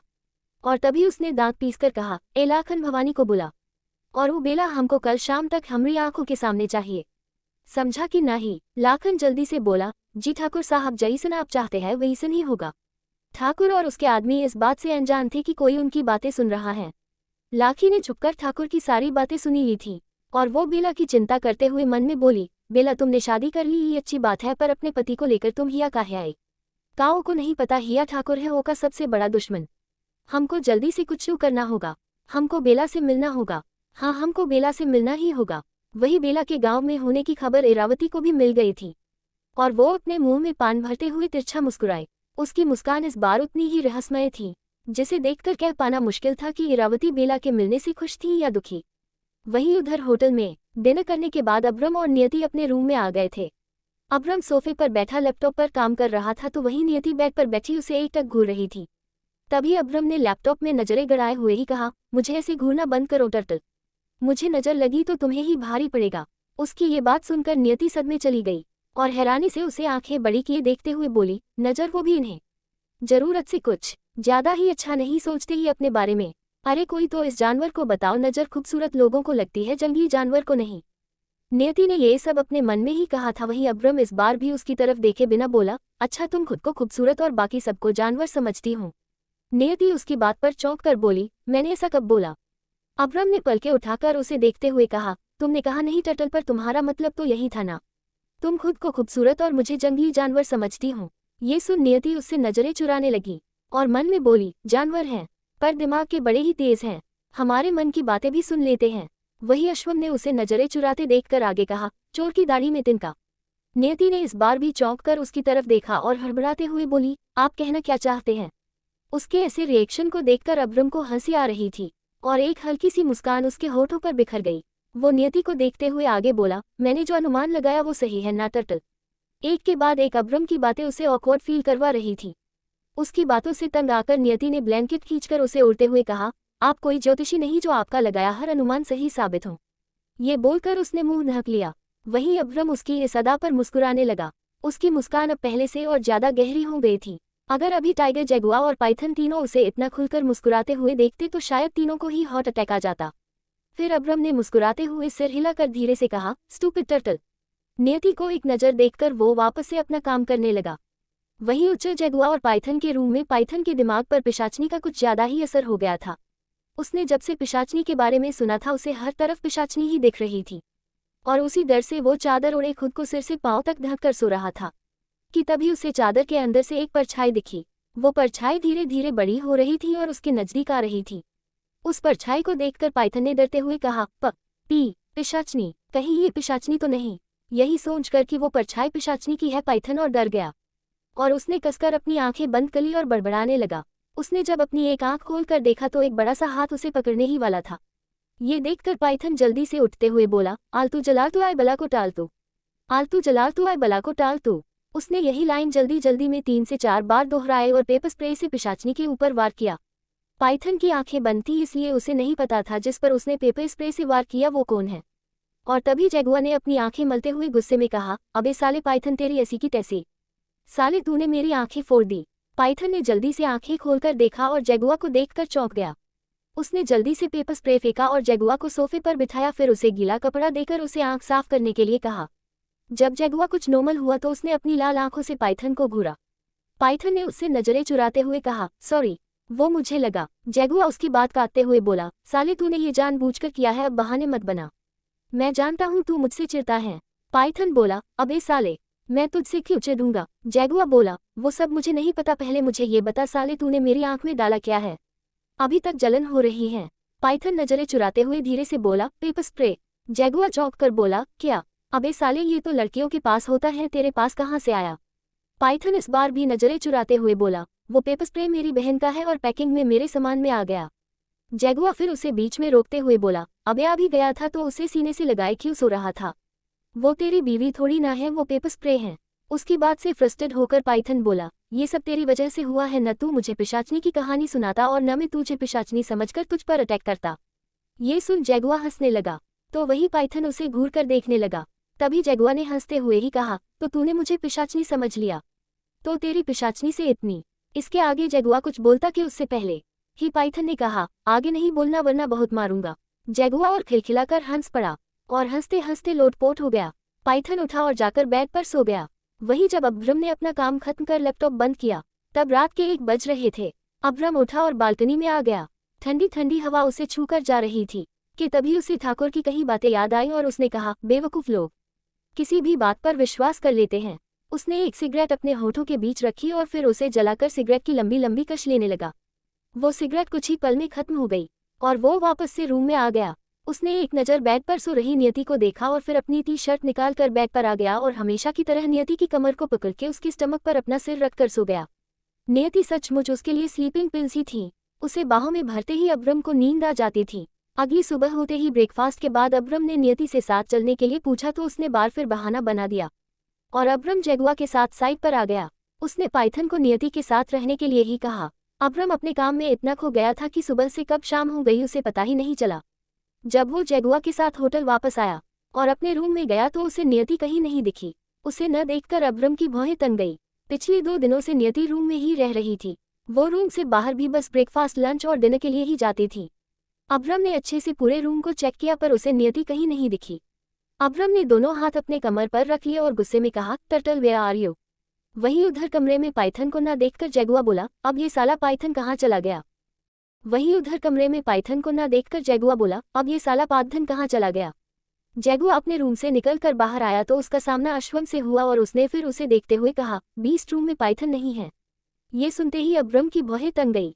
पाइथन और नियति का अपने कमरे में न होना उसे सोचने पर मजबूर कर रहा था। और तभी अब्रम ने सोचते हुए मन में कहा, दोनों अचानक से कहाँ जा सकते हैं? फिर उसने जैगुआ की तरफ देख कहा, टर्टल भी कमरे में नहीं है, पता करो दोनों कहाँ हैं। जैगुआ ने ओके बीस्ट कहा और उन्हें ढूंढने चला गया। करीब 3 घंटे बाद भी जब जैगुआ को नियति और पाइथन के बारे में कुछ भी पता नहीं चला तो वो वापस अब्रम के पास गया। अब्रम गुस्से में बैठा था। जैगुआ ने नजरें नीची कर कहा, बीस्ट उनका कुछ पता नहीं चला। उसकी बात सुनकर अब्रम ने गुस्से में अपनी मुट्ठी को कसकर बंद कर लिया और अपने शब्दों पर जोर देते हुए कहा, वे दोनों अचानक से कहाँ गायब हो सकते हैं, ढूंढूं उन्हें। मुझे टर्टल चाहिए, पता करो हमारी एब्सेंस में यहाँ क्या हुआ था। उसकी बात के पूरी होते ही जैगुआ बोला, बीस्ट मैंने पता किया है, यहाँ कोई भी कुछ नहीं जानता और यहाँ का कोई भी स्टाफ कुछ भी बताने के लिए तैयार नहीं है। अब्रम एकटक शून्य में देखते हुए उसकी बात सुन रहा था। उसके दिमाग में ठाकुर की दी गई धमकी याद आ रही थी और तभी उसने गुस्से में कहा, जैगुआ गाड़ी निकालो। जैगुआ ओके बीस्ट बोलकर चला गया। कुछ देर बाद अब्रम जैगुआ के बगल बैठा था और जैगुआ कार ड्राइव कर रहा था। वे लोग फूलपुर गांव में एंटर हुए। रात के 9 बज रहे थे इसलिए सड़क में लोग नहीं थे। अब्रम ने बिना जैगुआ की तरफ देखे कहा, क्या तुम ठाकुर के घर का पता जानते हो? जैगुआ बोला, नहीं बीस्ट, पर मैं किसी से पूछ लेता हूँ। जैगुआ अपनी बात पूरी कर अपनी नज़रों को इधर उधर दौड़ाने लगा पर उसे कोई दिख नहीं रहा था। तभी उसे एक आदमी जाता हुआ दिखा और उसने गाड़ी उस आदमी के पास ले जाकर रोक दी और उससे पूछा, सुनो क्या तुम बता सकते हो ठाकुर का घर कहाँ है? वो आदमी जिससे जैगुआ ठाकुर का पता पूछ रहा था वो कोई और नहीं बेला के पिता रामेश्वर जी थे। रामेश्वर जी ने बड़ी ही शालीनता से कहा, ठाकुर साहब की हवेली तो गांव के बीचों बीच है, आगे जाओगे थोड़ा तो दूर से ही दिख जाएगा, बहुत बड़की हवेली है ठाकुर साहब की, तारानकन। जैगुआ ने उनकी बात सुनकर कहा, थैंक यू। रामेश्वर जी बोले, वदसन बेटा तुम इस गांव के नहीं लागत हो, तुम का शहर से आए हो, ठाकुर साहब तुम्हारे रिश्तेदार है का? जैगुआ तिरछा मुस्कुराते हुए बोला, रिश्तेदार तो नहीं है पर हम रिश्तेदारी निभाने ही जा रहे हैं। ये कहकर वो ड्राइव कर आगे बढ़ गया। वहीं रामेश्वर जी उसकी बात पर सोचते हुए बोले, ईका का मतलब रहे हैं, हमको तो कुछ समझ ही नहीं आया। फिर वो भी सिर झटक कर अपने घर के रास्ते हो लिए। वहीं उधर जब अधम की गाड़ी हवेली के बाहर जाकर रुकी तो ठाकुर के सारे आदमी चौकन्ने हो गए। उन्होंने अपनी लाठी को कसकर पकड़ लिया और रास्ता घेर कर खड़े हो गए। अभ्रम कार से बाहर आया और अपने दोनों हाथ पैंट की जेब में रखकर अपने सामने खड़े आदमियों को देखते हुए बोला, ठंड के मौसम में थोड़ा मारो तो ज्यादा लगती है, और मुझे थोड़ा मारना पसंद नहीं। जिन्हें लगता है कि वो मेरी मार खा सकते हैं वो लाइन में खड़े रहे और बाकी की साइड हो जाए। अभ्रम की खुली धमकी सुनकर भी वे लोग नहीं हटे और डटकर खड़े रहे। जैगुआ भी आकर अब तक अभ्रम के पीछे खड़ा हो गया था। जब अभ्रम ने देखा कि वे लोग उसके सामने से नहीं हट रहे हैं तो उसने अपनी जेब से सिगरेट निकाली और उसे होठों के बीच रखकर जलाया। उसने सिगरेट के 2-3 लंबे लंबे कश लिए और फिर उन लोगों को देखा ठाकुर के आदमी भी उसे घूर रहे थे। अभ्रम सिगरेट के कश लेते हुए सड़क के दाएं तरफ चला गया और वहां पड़े लकड़ी के लट्ठों के बीच से एक डंडा उठा लिया और वो डंडे को घुमाते हुए सिगरेट की कश लेते हुए वापस से अपनी कार के पास आया। उसके ठंडे ओरे को देखकर ठाकुर के आदमियों के शरीर में कंपी होने लगी थी, पर फिर भी ठाकुर के डर से वो 1 इंच भी नहीं हिले। अश्वम के हाथ में डंडा देखकर ठाकुर के आदमी ने उस पर अटैक किया, पर अभ्रम ने उनके अपने पास पहुंचने से पहले ही अपनी सिगरेट नीचे फेंककर उसे अपने जूते से मसल दिया और उस आदमी के सिर पर उसी डंडे से वार किया। इसी बीच वे सारे आदमी एक साथ अभ्रम पर टूट पड़े, पर इससे पहले कि कोई अभ्रम को छू भी पाता जैगुआ भूखे शेर की तरह उन टूट पड़ा। अभ्रम बेरहमी से उस डंडे से ठाकुर के आदमियों से मार रहा था। उनके शरीर से निकल रहे खून की छींटें अभ्रम के चेहरे पर पड़ रही थी। अभ्रम की व्हाइट शर्ट अब खून से लाल हो गई थी। वहीं जैगुआ ठाकुर के आदमियों के हाथ पैर तोड़ता हुआ उन्हें मार रहा था। तभी एक आदमी को मारते हुए उसका डंडा टूट गया तो अभ्रम ने उसकी गर्दन अपने हाथों में जकड़ ली। उसकी पकड़ इतनी मजबूत थी कि उसकी गर्दन की हड्डी टूट गई। जब अभ्रम ने अपना हाथ ढीला छोड़ा तो वो आदमी नीचे की ओर ढह गया।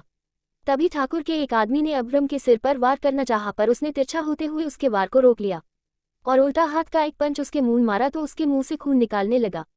ये देखकर अभ्रम ने कहा था ना मुझे काम मारना पसंद नहीं।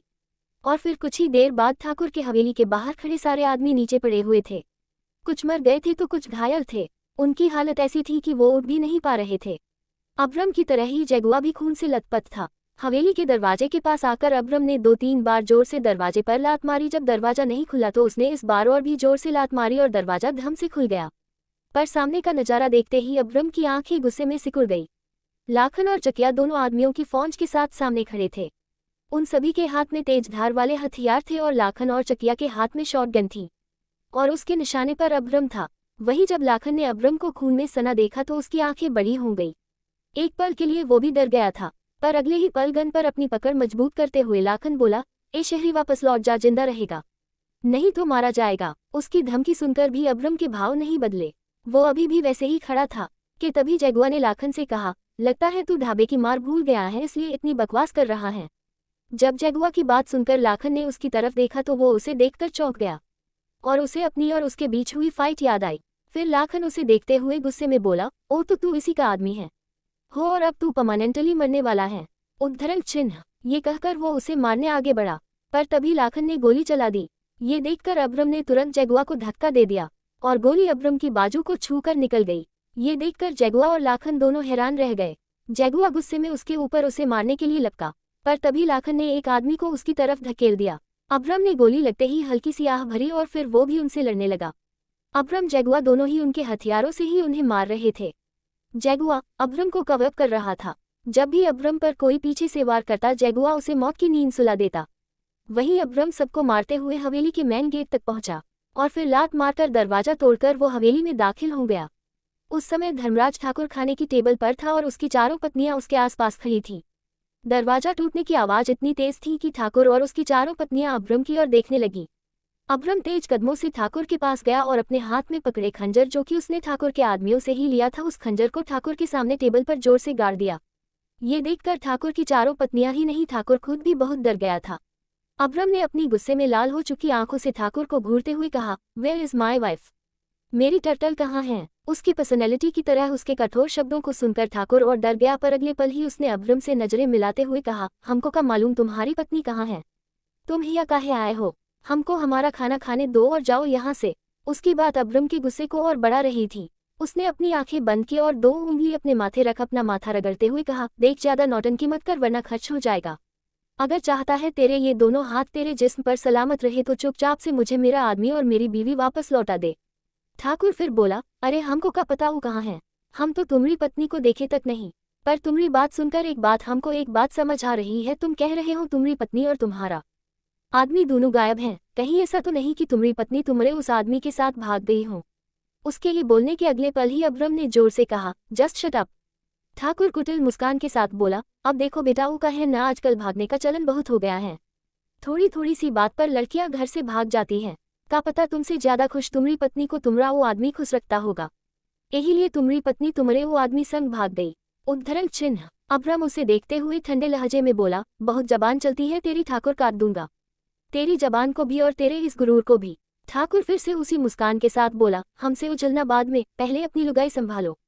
ऐसे पहले वो तुम्हारे आदमी के साथ गुल्ले छरे उड़ाकर तुम्हारा मुंह काला कर दे। ठाकुर के ये बोलने के अगले पल उसकी गर्दन अब्रम के हाथ में थी। उसने ठाकुर की गर्दन को इतनी जोर से पकड़ा हुआ था कि ठाकुर की आंखें जैसे बाहर ही आने वाली थी। कुछ ही सेकंड में ठाकुर का पूरा चेहरा लाल पड़ गया। उसकी चारों पत्नियों में से किसी में इतनी हिम्मत नहीं थी कि वो आगे आकर अब्रम से कुछ कह सके। अब्रम ठाकुर की उम्र और उसकी अपाहिज होने का लिहाज किए बिना ही उसे वैसे ही उठाए हुए उसे लेकर बाहर आया। उसने जैसे ही हवेली से बाहर कदम रखा, उसका सामना गांव वालों से हुआ। हरिया और झुमरू सभी गांव वालों के साथ हवेली के बाहर रास्ता रोके खड़े थे। ये देखकर अब्रम गांव वालों को घूरने लगा। तभी हरिया और झुमरू ने अपना नाटक शुरू करते हुए कहा, देखो सब लोगन, कैसे एक शहरी हमारे गांव में आकर हमारे करता धरता हमारे पूजनीय ठाकुर साहब पर जुल्म कर रहा है। फिर उसकी बात को आगे जारी रखते हुए झुमरू बोला, ये शहरी हमारे ठाकुर साहब को हिया से ले जाना चाहता है, क्या हम सब ओको ठाकुर साहब को ले जाने देंगे? उसके पूछने पर सभी गांव वालों ने एक साथ कहा, नहीं नहीं नहीं। वही अधम को हरिया और झुमरू किसी पॉलिटिकल पार्टी के चमचे लग रहे थे, जो अपनी पार्टी का प्रचार प्रसार कर रहे थे। अधम ने उनसे नजरें हटाकर गांव वालों की तरफ देखा। उनका शोर और ठाकुर के लिए उनकी समर्पण भावना देखकर अधम ने ठाकुर को वहीं पटक दिया और गन से हवा में फायरिंग की। गोली की आवाज ने गांव वालों के शोर को शांत कर दिया। और तभी अब्रम ने गुस्से में कहा, मेरे रास्ते से हट जाओ, वरना जो भी मेरे रास्ते में आएगा मारा जाएगा। अपनी बात खत्म कर अब्रम ने एक और गोली हवा में फायरिंग की और तभी सभी गांव वाले दोनों तरफ हो गए और अब्रम के जाने लिए उन्होंने बीच से रास्ता बना दिया। अब्रम ठाकुर को उठाने के लिए आगे बढ़ा कि तभी जगुआ ने उससे रोक दिया और धीरे से उसके कान में कहा, बीस्ट, हमें जाना होगा यहाँ से। ये सभी गांव वाले ठाकुर को हमें ले जाने नहीं देंगे, हम वापस आएंगे बीस्ट, पर अभी हमें जाना होगा। जगुआ की बात सुनकर अब्रम कुछ सेकंड तक सोचता रहा, फिर अपनी आंखें बंद कर गन को अपनी मुट्ठी में कसते हुए उसने मन में कहा, turtle, I can feel you. मैं जल्द ही वापस आऊंगा और तुम्हें यहाँ से ले जाऊंगा। फिर अपनी आंखें खोलकर उसने ठाकुर को देखकर कहा, अभी जा रहा हूं, पर जब लौटूंगा तो तेरे इस साम्राज्य को खत्म कर दूंगा। ठाकुर को धमकी देकर अब्रम जगुआ के साथ चला गया। वही ठाकुर अभी भी दोनों हाथों से अपने गला पकड़े जमीन पर ही पड़ा अब्रम को जाते हुए घूर रहा था। तभी उसने लाखन की तरफ देखा तो उसने ठाकुर को देखते हुए धीरे से सिर हाँ में हिला दिया। जगुआ ड्राइव कर रहा था और अब्रम उसके बगल बैठा हुआ था। दोनों के ही कपड़े खून से रंगे थे। जहां अब्रम के चेहरे पर कोल्डनेस थी, वहीं जगुआ के चेहरे पर गुस्सा झलक रहा था। तभी उसने सामने देखते हुए ही अब्रम से कहा, beast, I am sure forest queen और पाइथन दोनों ठाकुर के पास ही हैं, वो हमसे झूठ बोल रहा है। और जिस तरह उसके आदमी हमारा रास्ता रोके खड़े थे और गांव वालों का अचानक से हवेली के बाहर आकर इकट्ठा हो जाना, इन सारी बातों से साफ पता चल रहा है ठाकुर पहले से ही जानता था कि हम वहां आएंगे और उस पर हमला करेंगे, इसलिए उसने सब पहले से ही प्लान कर रखा था।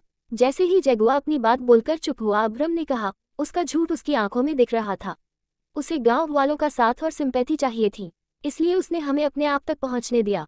गांव वालों की नजरों में हम ठाकुर को मारना चाहते हैं, और अब अगर हम फिर ठाकुर पर हमला करते हैं तो हमारा सामना इस बार उसके आदमियों से नहीं गांव वालों से होगा। अब्रम की बात सुनकर जगुआ बोला, ठाकुर अपने छोटे अपन दिमाग का खूब इस्तेमाल कर रहा है, पर कुछ भी कर ले हम वापस जाएंगे। ये बोलते ही उसने गाड़ी के ब्रेक लगा दिए। सड़क पर बड़े बड़े पत्थर रखे थे। पत्थरों को देखकर जगुआ खुद से बोला, अभी जब आया था तब तो ये पत्थर यहाँ नहीं थे, फिर अचानक से कहाँ से आ गए। उसने तिरछी नजरों अब्रम की तरफ देखा तो वो अभी भी अपने सोच में गुम था।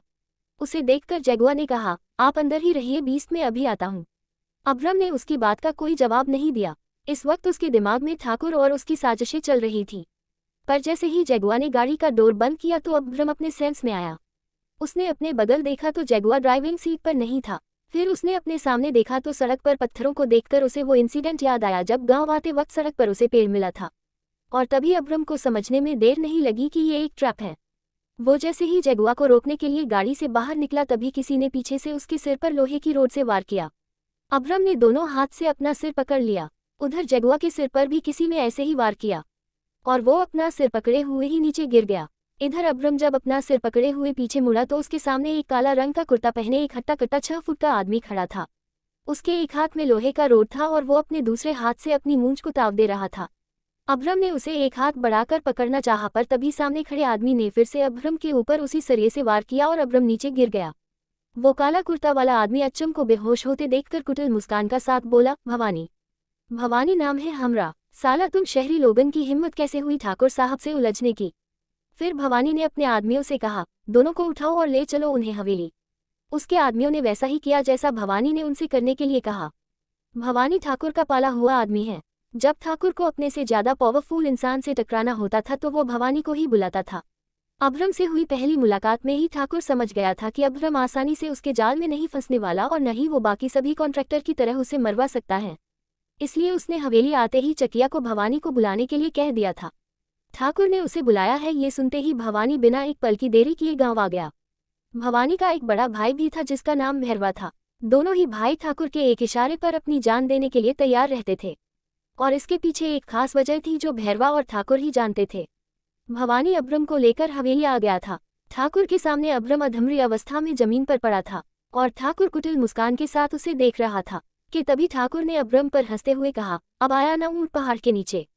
बहुत घमंड था एको अपने आप पर हमरे आदमी के सामने एक ही एक न चली और आ गया हमरे कदमों में।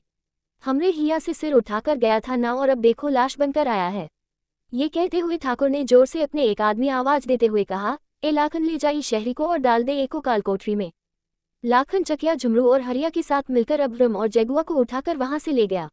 उसके जाने के बाद ठाकुर ने भवानी से कहा, हम तुम्हारे काम से बहुत खुश हुए भवानी, अपने भाई भैरवा से कहना हम जल्दी ही उसको बुलाएंगे। भवानी बीच में बोला, तो क्या ठाकुर साहब आप अब हमको वापस भेज रहे हैं। ठाकुर बोला, नहीं, हमें तुम अभी वापस नहीं भेजेंगे। जब तक ये शहरी की शरीर में हम आग नहीं फूंक देते तुम यहीं रहोगे। भवानी ने सिर हिला दिया। ठाकुर के इशारा करने पर वो चला गया।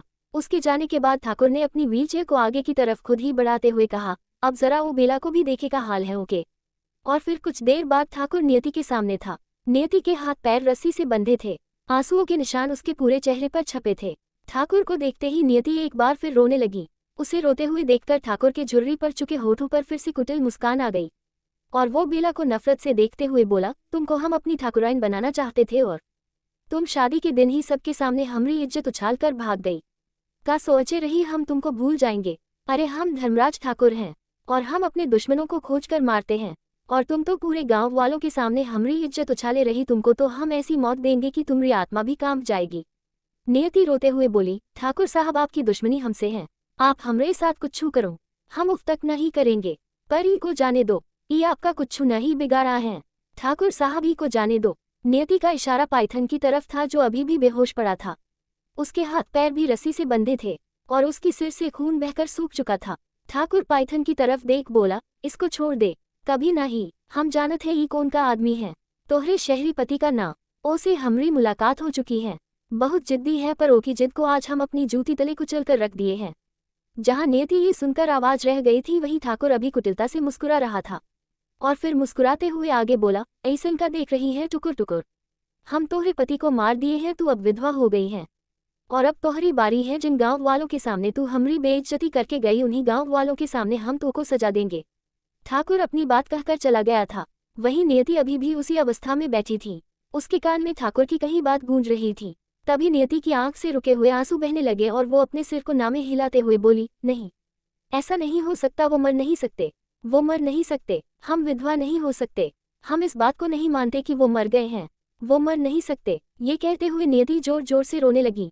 जब रात के 3 पहर बीत गए और चौथा पहर शुरू हुआ तभी हवेली से कोई काले रंग की चादर ओढ़े दबे पांव बाहर निकला। उसके हाथ में हल्की रोशनी वाला एक लालटेन था।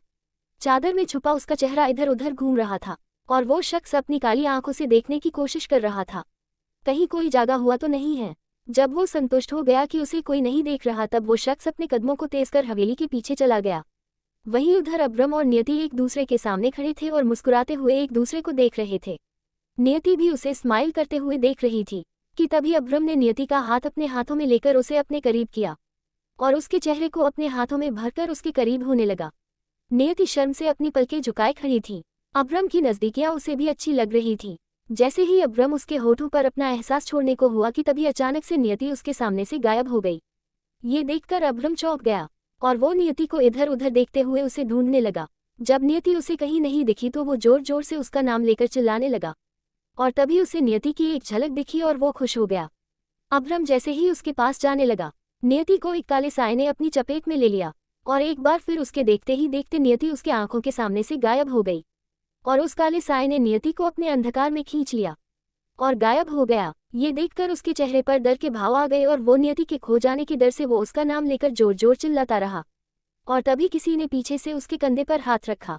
उसने पीछे मुड़कर देखा तो सामने ठाकुर व्हीलचेयर पर बैठा उसे देखते हुए जोर जोर से हंसने लगा। ठाकुर ने हंसते हुए ही कहा, अबू तुमको कभी नहीं मिलेगी। अच्चम ने गुस्से में अपनी मुट्ठी बंद कर ली और एक बार फिर वो जोर से चिल्लाया और तभी अचानक से उसकी आंख खुली और वो गहरी गहरी सांस लेने लगा। अभ्रम ने अपनी भारी सांसों पर संयम पाते हुए धीरे से कहा, टर्टल।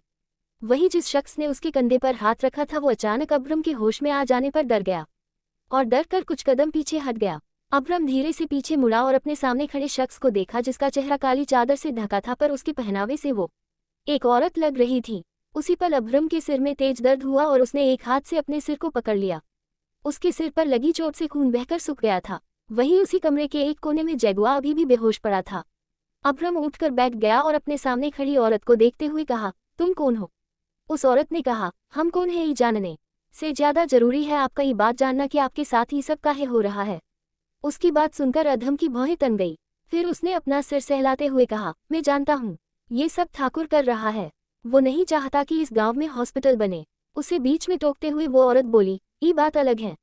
ई ठाकुर की चाहत है कि गांव पिछड़ा रहे हैं, कभी आगे न बढ़े, पर बेला ठाकुर की जिद है। अभ्रम ने कंफ्यूजन में उसे देखते हुए कहा, बेला ये कौन है? वो औरत बोली, आपकी पत्नी बेला और आपका आदमी दोनों ठाकुर के कब्जे में हैं। ये सुनते ही अभ्रम के चेहरे के भाव एकदम से बदल गए और उसने शक चेहरे से अपने सामने खड़ी औरत को देखते हुए कहा, उसका नाम नियति है, बेला नहीं। उसकी बात पर वो औरत हल्का सा हंसते हुए बोली, बेला ने शहर जाकर अपना नाम तो बदल दिया लिया पर अपनी किस्मत नहीं बदल पाई, इसलिए तो आज 3 महीने बाद फिर से आज़ाद चिड़िया कैद हो गई। कहते हुए उसने एक आह भरी, इतने दिनों से वो यही तो जानना चाहता था कि आखिर नियति कौन थी, कहाँ से आई थी, क्या वो किसी की जासूस थी? इसलिए अभ्रम उसकी बातें सुनकर हैरान था। अभ्रम ने दीवार का सहारा लिया और उससे टिककर बैठ गया। उसने अपना एक घुटना मोड़ा और उसके ऊपर अपना एक हाथ रख कर कहा, अगर वो नियति नहीं बेला है तो मुझे बताओ उसके बारे में, मैं सब जानना चाहता हूँ। जिसे मैंने अपनी जिंदगी में शामिल किया है वो कौन है, उसकी असली पहचान क्या है? वो औरत बोली, हम आपको सब बताएंगे, पर उससे पहले आपको जानना होगा कि ठाकुर कौन है और क्या है इस गांव की कहानी और काली पहाड़ी की पिशाचनी। इन सब के बारे में आपको जानना होगा, काहे कि एक ही शुरुआत वहीं से हुई है। लगभग 3 महीने पहले फूलपुर गांव धर्मराज ठाकुर के आदमी एक घर के बाहर हाथों में हथियार लिए खड़े थे। लाखन जीप की बोनेट पर बैठा था और उसके हाथ में एक शॉटगन थी। वही झुमरू और हरिया जीप के अगल बगल खड़े थे और सामने का नजारा देखकर हंस रहे थे। वही चकिया कुछ आदमी के साथ मिलकर उस घर में से बर्तन निकाल कर बाहर फेंक रहा था। तभी एक आदमी और औरत दोनों ही लाखन के सामने जाकर घुटनों के बल बैठ गए और अपने दोनों हाथ जोड़कर गिड़गिड़ाते हुए वो आदमी बोला, लाखन बाबू ही का करत हो, हमरे घर का सारा सामान काहे फेंकत हो? उस आदमी की पत्नी भी उसका साथ देते हुए बोली, हाँ लाखन बाबू ही जुल्म ना ही करो, हम गरीब लोग हैं। लाखन अपने मुंह में ठूसा पान थूक कर बोला, अरे सुनहरी ताई, हम जुल्म कहाँ कर रहे हैं, हम तो वसूली कर रहे हैं। और सुखदेव काका गिड़गिड़ा काहे रहे हो? हमको तुम्हारी गिड़गिड़ाहट ना ही पैसा चाहिए जो तुम ठाकुर साहब से ब्याज पर लिए रहे। अब चुपचाप से या तो पैसा लौटा दो, नहीं तो हम तुम्हारे घर पर कब्जा कर लेंगे। सुखदेव दोनों हाथ जोड़े हुए गिड़गिड़ा कर बोला, लाखन बाबू हम इतना पैसा कहाँ से लाए? हम तो खेती करे वास्ते पैसा लिए रहे, पर बरसात में हमारी सब फसल खराब हो गई, मुनाफा की जगह और नुकसान हुई गवा। ये कहते हुए सुखदेव ने लाखन का पैर पकड़ लिया। तभी लाखन ने उसे ठोकर मारी तो सुखदेव पलटता हुआ पीछे गिर गया। तभी 2 लड़कियां जो बाहर से अंदर आ रही थी वो ये देखकर भागते हुए सुखदेव के पास चली गई और उसे उठाने लगी। एक लड़की ने सुखदेव को संभालते हुए कहा, बाबा तुम ठीक हो? वही दूसरी लड़की लाखन के सामने जाकर खड़ी हो गई और उसने अपनी काली काली गोल आंखों से लाखन को घूरते हुए कहा, तुम्हारे अंदर इंसानियत है या नहीं लाखन? अरे कम से कम सुखदेव काका के उम्र का तो ख्याल करें, उम्र में तुमसे बड़े हैं, तुमको शर्म नहीं है उन्हें ठोकर मारते? लाखन उस लड़की को घूरते हुए गाड़ी के बोनेट से कूद कर उतरा और तेज आवाज में बोला, ए बेला तू बीच में मता, ई तोहरा मामला नहीं, हमरे और एके बीच की बात है, तो तू चुपचाप से किनारा पकड़, नहीं तो दाग देंगे गोली तोहरे अंदर भी। लाखन की बात पर बेला कुछ कहती उससे पहले ही सुनहरी ने कहा, बेला लाखी तुम दोनों अंदर जाओ, हम हैं ना, हम बात कर लेंगे। सुखदेव ने भी इसी बात को दोहराया तो लाखी बेला को लेकर अंदर चली गई। कमरे में आते ही लाखी रोने लगी तो बेला ने उसे चुप करवाते हुए कहा, अब तुम काहे रो रही हो? लाखी रोते हुए बोली, लाखन वसूली करे आया था। बाबा ठाकुर साहब से ब्याज पर पैसा उधार लिए रहे। बेला उसे समझाते हुए बोली, देखो तुम खामखा रोवत हो, ठाकुर साहब काका को पैसा चुकान वास्ते और समय देंगे। उसकी बात सुनकर लाखी का रोना बंद हुआ। तभी सुनहरी अंदर आई तो लाखी जल्दी से उठते हुए बोली, अम्मा बाबा कहाँ हैं? सुनहरी बोली, वो लाखन के साथ गए हैं ठाकुर साहब से बात करने। तू चिंता ना कर, सब ठीक हो जाएगा। तुम सही बोली काकी, हम भी इतनी देर से लाखी को यही समझावत रहे, पर ही है कि भोला के बैल की तरह आंसू बहावत रही। पर अब तुम बोली हो तो चुप हुई है। अच्छा काकी, अब हम चलते हैं, अम्मा हमरी राह देखत होंगी। सुनहरी ने मुस्कुराते हुए सिर हिला दिया। बेला अपने घर चली गई। वही लाखन सुखदेव के साथ हवेली आ गया। सुखदेव आज हवेली पहली बार आया था। हवेली की चाकाचौंध देखकर सुखदेव की आंखें फटी हुई थी। तभी धर्मराज ठाकुर को सामने देखकर उसने हाथ जोड़कर उसे प्रणाम किया। ठाकुर के साथ पंडित बैठा था और वो किसी की कुंडली देख रहा था। जब ठाकुर की नज़र सुखदेव पर गई तो उसने कहा, क्या हाल चाल है सुखदेव, आज हवेली कैसे आना हुआ? सुखदेव ने बिना एक पल की देरी किए सब ठाकुर को बता दिया। ठाकुर ने घूरकर लाखन को देखा और टेबल पर रखा एक छोटे आकार की वस्तु को उठाकर लाखन पर फेंकते हुए उसे एक गाली दी और उसे डांटते हुए आगे बोला, हम गांव वालों की पूजा करत है, गांव सारे लोग हमरे अपने हैं और तूने हमरे लोगन पर हाथ उठाया। ये सब देखकर सुखदेव खुश हो गया। उसके मन में ठाकुर के लिए इज्जत और बढ़ गई। तभी ठाकुर ने लाखन को घूरते हुए आगे कहा, निकल जा हमरी हवेली से, दूर हो जा हमरी नजरन से। ठाकुर की बात मानकर लाखन चला गया और सुखदेव ठाकुर के चरणों में गिर गया और उसे अपना दुखड़ा सुनाने लगा। ठाकुर चेहरे पर कोमलता और दयालुता के भाव लाते हुए बोला, देख सुखदेव, हम तोहरी परेशानी समझा है, पर काहे नए साल हमरा बहुत नुकसान हो है, हम अब एक और नुकसान झेल नहीं पाएंगे। इतने में ही पंडित बात काटते हुए बीच में बोला, ठाकुर साहब आपके ऊपर शनि का दोष है, शनि महाराज आपकी कुंडली में विराजमान है। ठाकुर चौंक कर बोला, कब बोले? अगर ऐसा है तो पंडित जी कोनो उपाय निकालो। पंडित अपनी पत्रिका और ठाकुर की कुंडली देखकर बोला, ठाकुर साहब एक ही उपाय है, आपकी चौथी शादी। अब हम सब ये बात अच्छे से जानत है, एक पत्नी ही अपने पति को संकट से बाहर निकालती है। आपकी कुंडली से इस शनि का दोष भी आपकी चौथी पत्नी ही दूर करेगी और वो लड़की कोनो ऐसन वैसन लड़की ना ही होगी, वो तो भागों वाली एक विशेष कन्या होगी। हवेली में आकर ओके भाग बदल जाएंगे और आपका दोष भी दूर हो जाएगा। फिर आप दोनों खुशी खुशी अपना जीवन व्यतीत करेंगे। सुखदेव दोनों की बातें ध्यान से सुन रहा था। ठाकुर पंडित की बात पर बोला, वो कन्या होगी कौन? पंडित फिर से अपनी पत्रिका और ठाकुर की कुंडली देखकर बोला, वो कन्या के नाम का पहला अक्षर ल से शुरू होगा और ओ की उम्र यही कुछ 20 से 21 वर्ष रहेगी। पंडित की बात सुनकर जहां ठाकुर सोचने लगा, वहीं सुखदेव मन में बोला, लाखी के नाम का पहला अक्षर भी ल है और ओ की उम्र भी 21 वर्ष है। जहां सुखदेव मन ही मन खुद से बात कर रहा था, वहीं ठाकुर तिरछी नजरों से उसे ही देख रहा था। जैसे ही सुखदेव ने ठाकुर की तरफ देखा, ठाकुर ने उसी पल अपनी नजरें फेर ली और पंडित से कुछ बोलने को हुआ कि तभी सुखदेव बोला, ठाकुर साहब अगर आप बुरा न माने तो हम कुछ कहें। ठाकुर जल्दी से बोला, हाँ हाँ सुखदेव कहो, का कहना चाहत हूँ। सुखदेव दोनों हाथ जोड़कर धीरे से मुस्कुराते हुए बोला, छोटा मुंह बड़ी बात ठाकुर साहब, कहीं आपको बुरा ना लग जाए, इसलिए हम पहले ही आपसे माफी मांगत हैं। ठाकुर बीच में बोला, अरे सुखदेव बोलो भी, इतना काहे सोचत हो, हमको बुरा नहीं लगेगा, बोलो। उद्धरण चिन्ह। ये सुन सुखदेव बोला, ठाकुर साहब जौन कन्या के बारे में पंडित जी बताए रहे वो सब गुण हमरी लाखी में है। उसकी बात पर ठाकुर सोचने लगा और तभी पंडित ने कहा, ठाकुर साहब सुखदेव सही कहत हैं, हम एक बार लाखी की कुंडली देखे रहे, लाखी में वो सारे गुण हैं। अरे सुखदेव तुम्हारे तो भाग खुल गए, ठाकुर साहब से तुम्हारा रिश्ता जुड़ने जा रहा है। सुखदेव की मुस्कुराहट कुछ और बड़ी हो गई। वही ठाकुर चिंता के स्वर में बोला, पर हमरी उम्र और लाखी की उम्र में बहुत फर्क है, लाखी शादी के लिए नहीं मानेगी। सुखदेव बोला, अरे ठाकुर साहब लाखी का छोड़ो, ओ को तो हम मना लेंगे, आपका कहत हूँ। ठाकुर नाटक करते हुए बोला, जब तुम और पंडित जी इतना कह रहे हो तो हम का ही कह सकते हैं। सुखदेव खुश होकर बोला, तो ये रिश्ता हम पक्का समझे ठाकुर साहब, और आप पैसा की चिंता न करो, हम जुगाड़ करके लौटा देंगे। ठाकुर बोला, सुखदेव अब तुमको पैसा लौटाने की जरूरत नहीं, हम अब रिश्तेदार बनने जा रहे हैं, हमरे भी कुछ जिम्मेदारी है। इस बात पर सुखदेव ने सिर हिला दिया और फिर उस दिन के 2 दिन बाद लाखी के ना चाहते हुए भी उसकी शादी धर्मराज ठाकुर से हो गई। लाखी ने बहुत कोशिश की कि वो ये शादी ना करें, पर ठाकुर और उसके बाबा के आगे उसकी एक न चली। वही बेला ने भी उसे इस मुसीबत से निकालने की जद्दोजहद की, पर वो भी कुछ नहीं कर पाई और हुआ ये कि लाखी को बचाने की कोशिश में वो खुद ठाकुर की नज़रों में चढ़ गई। शादी हो जाने के बाद जहां एक तरफ इरावती लाखी की परीक्षा ले रही थी तो वहीं लाखन ठाकुर को बेला के बारे में बता रहा था। वो गुस्से में बोला, ठाकुर साहब वो रामेश्वर की बेटी बेला शादी में बहुते अड़चन डाले रही, वो अपनी पूरी कोशिश करे रही शादी रुकवाने की, पर हम ऐसा होने नहीं दिए। लाखन की बात सुनकर ठाकुर सोचने वाले अंदाज में बोला, रामेश्वर की बेटी बेला वो तो बहुत ही छोटी है ना अभी।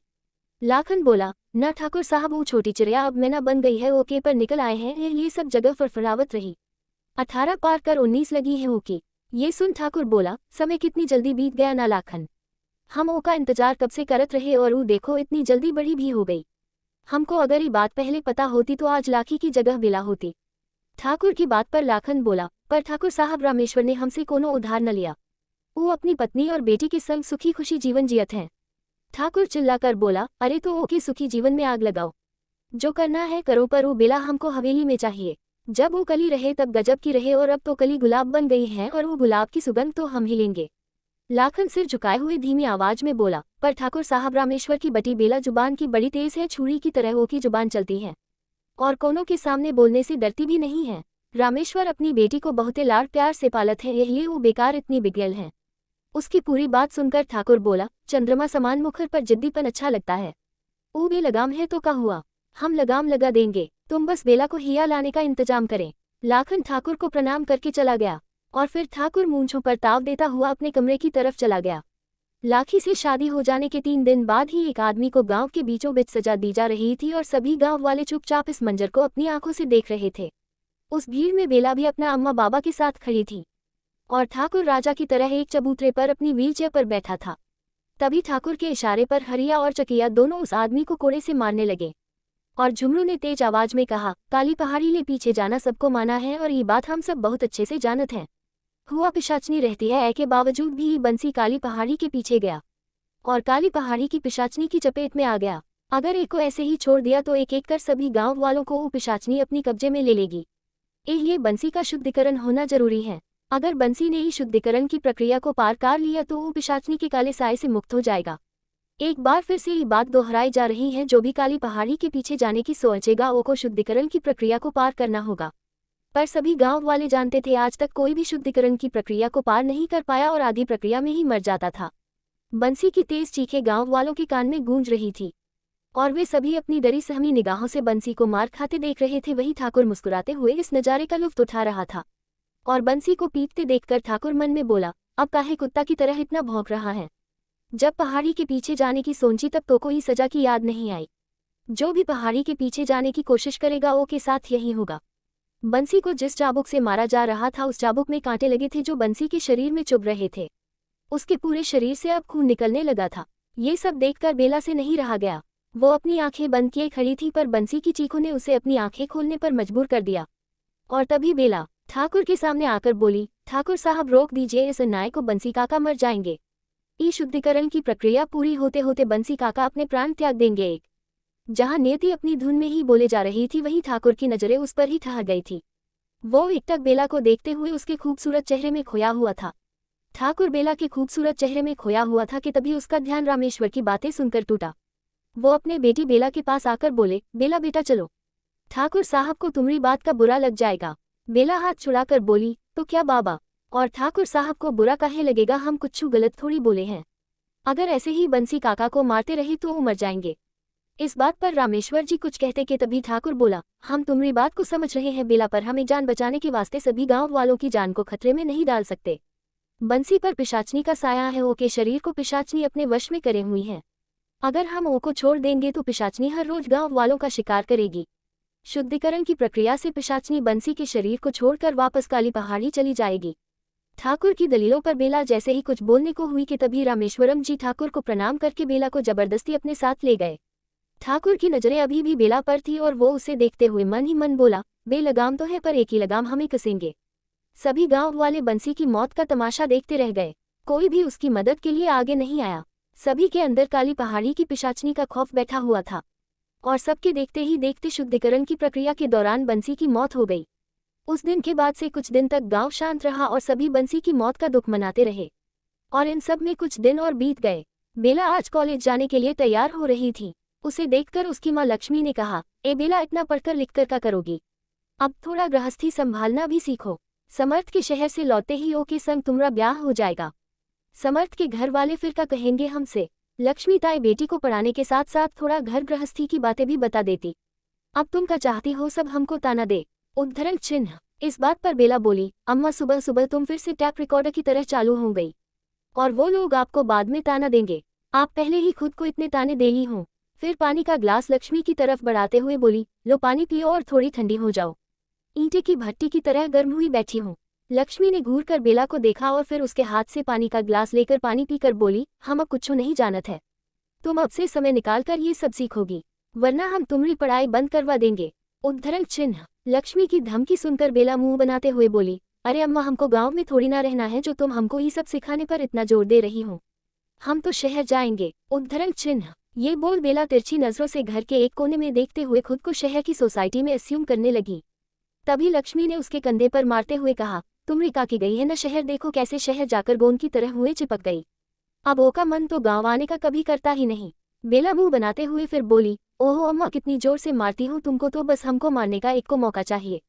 कहा हम तुम्हारी सगी नहीं है, कहा हमको कहीं से उठाकर लाए हूँ। ये सुन लक्ष्मी कुछ पल के लिए अपनी जगह पर ही जम गई, फिर जल्दी से पलटते हुए बोली, का बेला कुछ भी बोलती हूँ, तुम हमारी बेटी हो, अब जाओ, अब तुमको कॉलेज नहीं जाना। बोलते हुए लक्ष्मी पीछे मुड़ी तो बेला वहां से जा चुकी थी। तभी घर के आंगन से बेला की आवाज आई, हम कॉलेज जा रहे हैं। लक्ष्मी ने खुद से कहा, ये लड़की पगला गई है, कुछो भी बोलती रहती है। ये बोल लक्ष्मी अपने काम में लग गई। रामेश्वर जी सवेरे ही खेतों में काम करने चले गए थे। वहीं उधर हवेली में ठाकुर लाखन पर चिल्ला रहा था। उसने लाखन पर चिल्लाते हुए कहा, और कितना समय लगेगा तुमको बेला को हम तक लाने के लिए। लाखन सिर झुकाए हाथ बांधकर बोला, ठाकुर साहब, हम तो पूरी कोशिश कर रहे हैं, पर रामेश्वर बड़ा ही चालाक है। गांव के सभी लोगन का कोई ना कोई चीज को लेकर उधार है, पर रामेश्वर का कोनो उधार नहीं। अब ऐसे मैं कैसे औको अपने जाल में फंसाए, हम यही सोचत हैं, उल यही हमको इतना समय लग रहा है। इस बात पर ठाकुर चिल्लाकर बोला, दुलारी का दूध पियत हो या ओका गोबर खात हो, जो तुमको सोचने में इतना वक्त लग रहा है। लाखन ने अपने सिर को और झुका लिया। वही ठाकुर ने उसे घूरते हुए आगे कहा, हमको वो बेला चाहिए, जो करना पड़े करो, पर हमको बेला ला कर दो। लाखन ठाकुर की बात सुनकर चला गया। वही ठाकुर ने अपने सीने पर हाथ रखते हुए कहा, बेला तुमको तो ही आना पड़ेगा, तुमको तो हम अपनी ठाकुराइन बनाकर रखेंगे। ठाकुर के मोटे और झुर्री पर चुके होठों पर कुटिल मुस्कान थी। वही दिन का तीसरा पहर ढलते ही बेला कॉलेज से घर आ गई थी। बिगड़ते मौसम को देखकर लक्ष्मी आंगन में सूख रहे पापड़ को उठा रही थी। तभी बेला को आते देखकर लक्ष्मी जल्दी से बोली, इससे पहले बरसात हमरे सारे पापड़ खराब कर दे। बेला जल्दी से हमरी इन पापड़ को उठाने में मदद कर। बेला ने अपनी अम्मा की बात सुनकर किताबों को एक साइड में रख दिया और पापड़ उठाने लगी। तभी लक्ष्मी परेशान होकर बोली, बेला के बाबा, आप कहाँ रह गए? इतना मौसम खराब हुई गवा है, आपको घर आ जाना चाहिए था। ये सुन बेला बोली, अम्मा हम जाए बाबा को लेने। इस बात पर लक्ष्मी ने उसे डांट दिया तो बेला में मुंह बना लिया। तभी अचानक से बहुत तेज बरसात होने लगी और आकाश में जोर जोर से बिजली चमकने लगी। ये देखकर बेला फिर बोली, अम्मा हमको जाने दो, बाबा ऐसे मौसम में खेत में अकेले होंगे। लक्ष्मी चिंता करते हुए बोली, पर हम कैसे?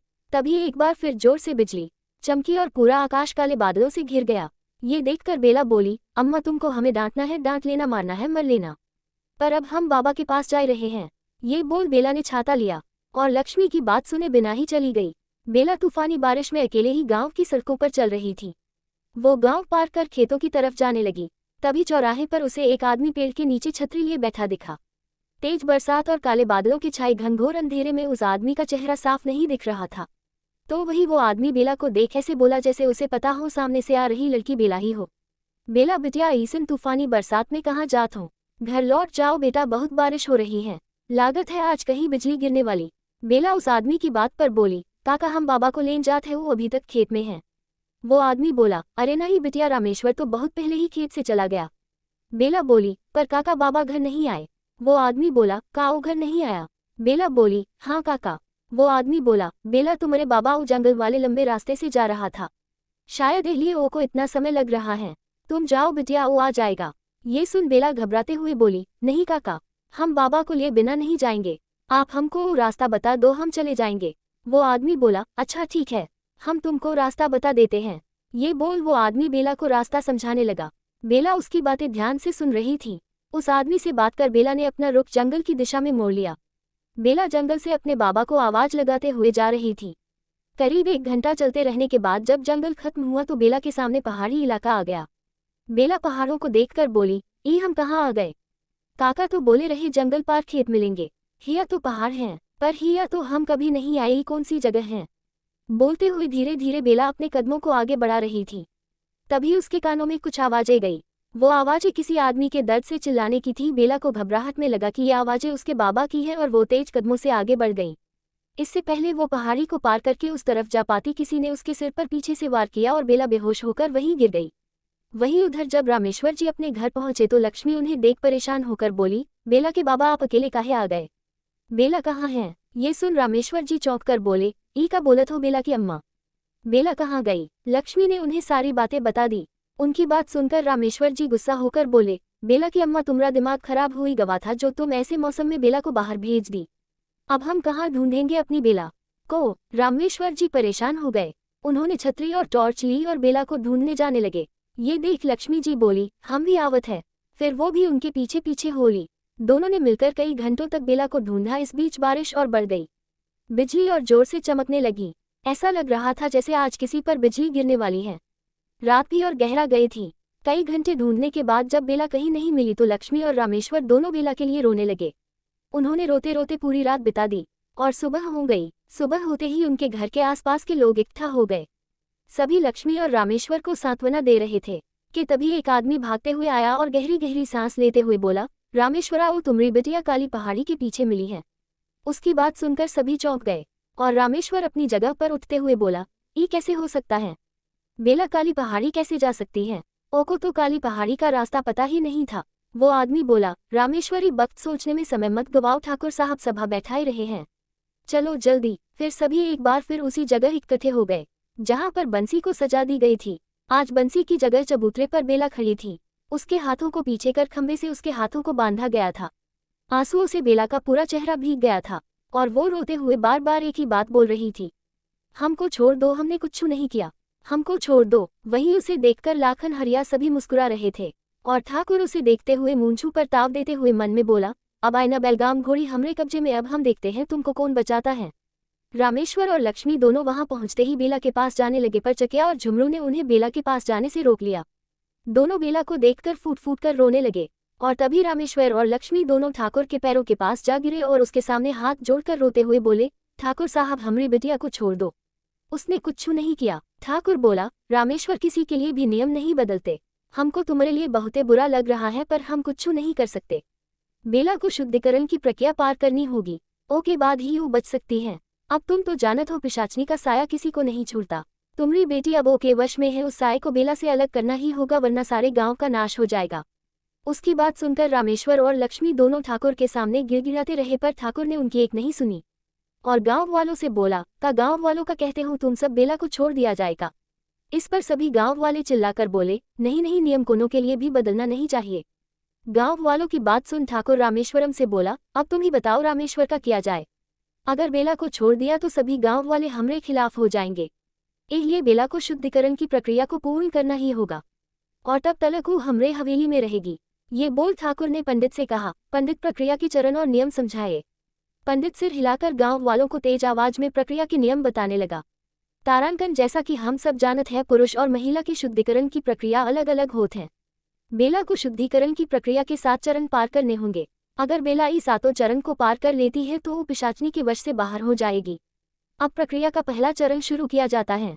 पंडित की बात पूरी होते ही हरिया और चकिया दोनों बाल्टी भर भर कर बेला के ऊपर पानी की बौछार करने लगे। लगातार अपने ऊपर होते पानी के प्रहार से बेला का शरीर शिथिल हो गया और उसकी आंखें धीरे धीरे बंद सी होने लगी। बेला को देखते हुए ठाकुर तिरछा मुस्कुराते हुए बोला, ये था शुद्धिकरण की प्रक्रिया का पहला चरण। लगातार पानी के होते प्रहार से बेला का शरीर कांपने लगा था। उसके कपड़े भी उसके शरीर से चिपक गए थे, जिसमें उसका कटीला बदन झलक रहा था। उसकी लंबी टांगे, पतली कमर और वक्ष उसकी खूबसूरती को बढ़ा रहे थे। वहीं ठाकुर की वासना भरी नजरें उसके जिस्म को स्कैन कर रही थी। वो अपनी बूढ़ी आंखों से ही बेला के हुस्न का लुत्फ उठा रहा था। उसकी नजरें बेला की तरह से बदन को बारीकी से देख रही थी। पहले चरण के बाद दूसरा और तीसरा चरण पूरा हुआ। इस बीच शाम हो गई। अब तक बेला बुरी तरह थक गई थी, पर गांव वाले और ठाकुर किसी को भी उस पर तरस नहीं आया। ठाकुर अपने मूंछू पर ताव देता हुआ मन में बोला, बेला, शुद्धिकरण की प्रक्रिया समाप्त होते होते तेरी सारी अकड़ भी समाप्त हो जाएगी। फिर हम जो तुम्हारे से कहेंगे तुमको वो करना होगा। जहां एक तरफ ठाकुर लुफ्त उठा रहा था वहीं रामेश्वर और लक्ष्मी जी का रो रो कर बुरा हाल हो गया था। शुद्धिकरण की चौथी प्रक्रिया के चरण में बेला को पीपल के पेड़ की रात भर में 1000 परिक्रमा करने के लिए कहा गया था। साथ ही परिक्रमा के दौरान उसे एक मंत्र का जाप भी करना था। पर अब सभी गांव वाले थक गए थे, इसलिए गांव वालों के जाने के बाद ठाकुर के लोग और बेला के अम्मा बाबा की निगरानी में ही उसने परिक्रमा करना शुरू किया। रात के 2 पहर बीत जाने के बाद बेला की हिम्मत अब जवाब दे गई थी। उसने परिक्रमा पूरी भी नहीं की थी और तीसरा पहर शुरू होते ही बेहोश होकर गिर गई। ये देखकर रामेश्वर और लक्ष्मी दोनों ही दौड़कर बेला के पास गए, पर इससे पहले कि वो अपनी बटी को छू पाते ठाकुर के आदमियों ने उन्हें रोक दिया और बेला को उठाकर हवेली चले गए। लक्ष्मी और रामेश्वर दोनों ही रोते रह गए। लक्ष्मी रोते हुए बोली, बेला के बाबाई का हो गया हमरी बिटिया के साथ। रामेश्वर ने जैसे तैसे लक्ष्मी को संभाला और उसे लेकर घर चले गए। वहीं उधर हवेली में अपने आदमियों की बात सुनकर ठाकुर बोला, किसी को भी पता नहीं चलना चाहिए बेला शुद्धिकरण की प्रक्रिया का चौथा चरण पूर्ण न कर पाए है। सभी ने उसकी बात पर सिर हिला दिया और चले गए। वहीं जब हवेली में सब सो गए तो लाखी दबे पांव हवेली से निकलकर बेला के पास चली गई और उसकी ऐसी हालत देखकर खुद से बोली, हमको माफ कर दो बेला, हम तुम्हारी मदद ना ही कर सकते। ये सब ठाकुर तुम्हारे साथ जानबूझकर कर रहा है, पर ये बात हम कोनो को नहीं बता सकते, वरना हमरे अम्मा बाबा को ठाकुर मार देगा। लाखी वहीं खड़ी कुछ देर तक बेला को देखती रही और किसी को पता चलने से पहले ही वो वहां से चली गई। अगली सुबह होते ही फिर से सभा बैठी और बेला की शुद्धिकरण की प्रक्रिया का 5वां चरण शुरू हुआ। इस चरण में बेला को कुएं से पानी खींचकर 100 बार शिवलिंग का अभिषेक करना था। बेला ने शिवलिंग के सामने अपने दोनों हाथ जोड़ लिए और मन में बोली, हे महादेव, आप तो जानत हो हमने कुछ नहीं किया, हमें हिम्मत देना महादेव, हम इस शुद्धिकरण के 7वें चरण को पूर्ण कर सके, हमें हिम्मत देना महादेव। प्रार्थना करने के बाद बेला ने मटका उठाते हुए हर हर महादेव कहा और कुएं से पानी खींचने चली गई। सभी गांव वाले दर्शक बनकर देख रहे थे, पर लक्ष्मी का रो रो कर बुरा हाल हो गया था। बेला को नंगे पैर ही इस प्रक्रिया को पूरा करना था। उसके पैर में छोटे छोटे कंकर चुभ रहे थे और उसके पैर जख्मी हो गए थे और उसके पैरों से अब खून भी निकल रहा था, पर बेला ने इस प्रक्रिया को भी महादेव के आशीर्वाद से पूरा कर लिया था। फिर शुद्धिकरण की 6ठी प्रक्रिया को भी पूरा करने के बाद बेला की हिम्मत बढ़ गई थी, उसके अंदर एक जुनून भर गया था और वो अब 7वीं प्रक्रिया के लिए पूरी तरह तैयार थी। लक्ष्मी और रामेश्वर भी अब खुश लग रहे थे, वहीं सभी गांव वाले हैरान थे। फिर जैसे ही शुद्धिकरण की 7वीं प्रक्रिया का आयोजन हुआ तो सभी की आंखें फटी की फटी रह गईं। ठाकुर के आदमी चकिया और हरिया ने कोयला बिछाकर उनमें आग लगा दी और जब आग सभी कोयले में सही से लग गई और उन्होंने अंगारों का रूप ले लिया तो पंडित बेला से बोला, बेला बिटिया, ये आखिरी चरण है, पर डरो नहीं, ये चरण को पूरा करते ही तुम्हारे ऊपर से पिशाचनी का साया हट जाएगा और तुम आज़ाद हो जाओगी। वहीं ये सब सुनकर रामेश्वर और लक्ष्मी दोनों ही हैरान रह गए। वे दोनों जल्दी से ठाकुर के पास गए और उसके सामने हाथ जोड़कर गिड़गिड़ाते हुए बोले, ई जुल्म ना करो ठाकुर साहब, हमरी फूलसी बच्ची पहले ही बहुत कुछ सह चुकी है, पर इन अंगारों पर चलकर वो जल जाएगी। ठाकुर उनकी बात सुनकर बोला, नहीं रामेश्वर, अंगारों पर चलकर बेला नाहियों के अंदर छुपी पिशाचनी का साया जलेगा और हम तुमसे वादा करत है, ये प्रक्रिया के पूर्ण होते ही बेला तुम्हारे साथ खुशी खुशी ई गाँव में रहेगी। ठाकुर की दलीलों ने एक बार फिर उन्हें चुप करवा दिया था और उधर बेला ने एक बार फिर महादेव का नाम लेकर अंगारों पर अपना पहला कदम रख दिया। उसके अंगारों पर पैर रखते ही उसका पूरा शरीर कांप उठा। उसने दर्द से अपनी आंखें और मुट्ठी दोनों ही कसकर भींच ली और दर्द और जलन को बर्दाश्त करते हुए वो अंगारों पर चलने लगी। ठाकुर तिरछा मुस्कुराते हुए उसे ही देख रहा था और उसे देखते हुए ही मन में बोला, तो हरी सारी हिम्मत और गुरूर सब आज जलकर राख हो जाएगा। जैसे ही बेला ने 7वें चरण को पूरा किया, पंडित बोला, अब बेला वो पिशाचनी के साए से आज़ाद हो गई हैं।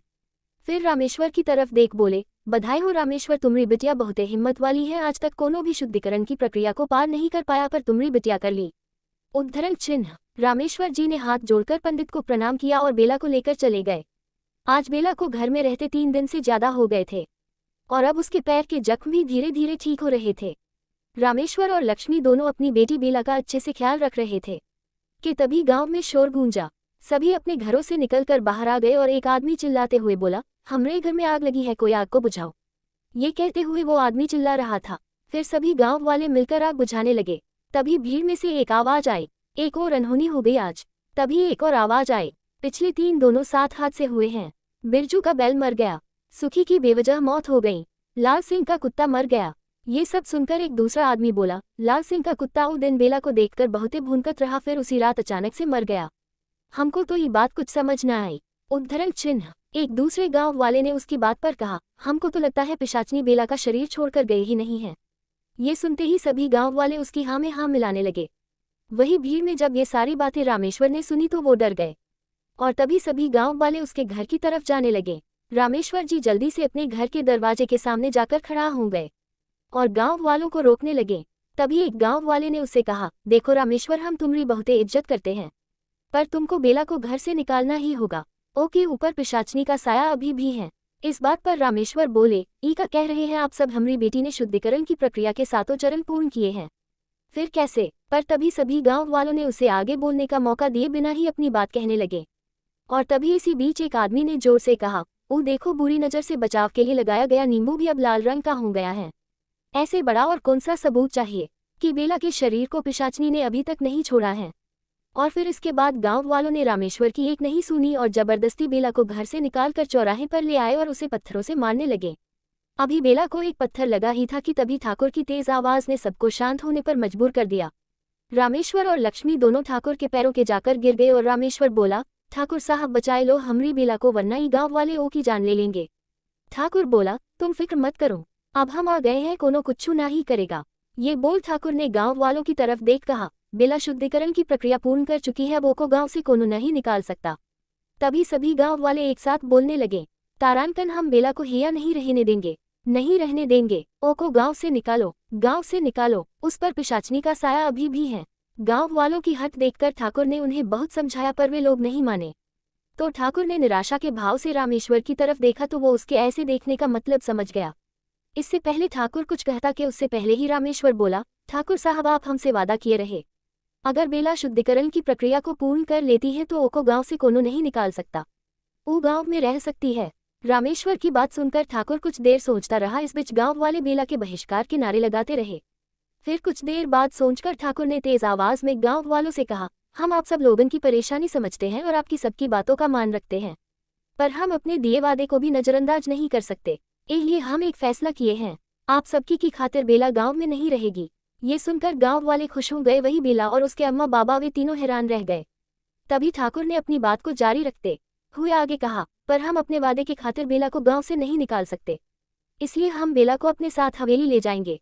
कल हम बेला से शादी करके ओ को अपनी छोटी ठकुराइन बनाएंगे और गांव में बेला का वही सम्मान रहेगा जो पहले था। सब ओ की इज्जत करेंगे और ओ को छोटी ठकुराइन के नाम से बुलाएंगे। ये सुनते ही सभी शांत हो गए तो वही बेला, रामेश्वर और लक्ष्मी तीनों को जोर का झटका लगा। ठाकुर ने अपनी बात को जारी रखते हुए आगे कहा, काब कोनो को ई बात से आपत्ति है? तभी भीड़ में से एक आदमी ने कहा, पर ठाकुर साहब बेला पर पिशाचनी का साया है, उससे रिश्ता जोड़कर उसे तो आप सुखी जीवन दे देंगे, पर आपके जीवन का क्या?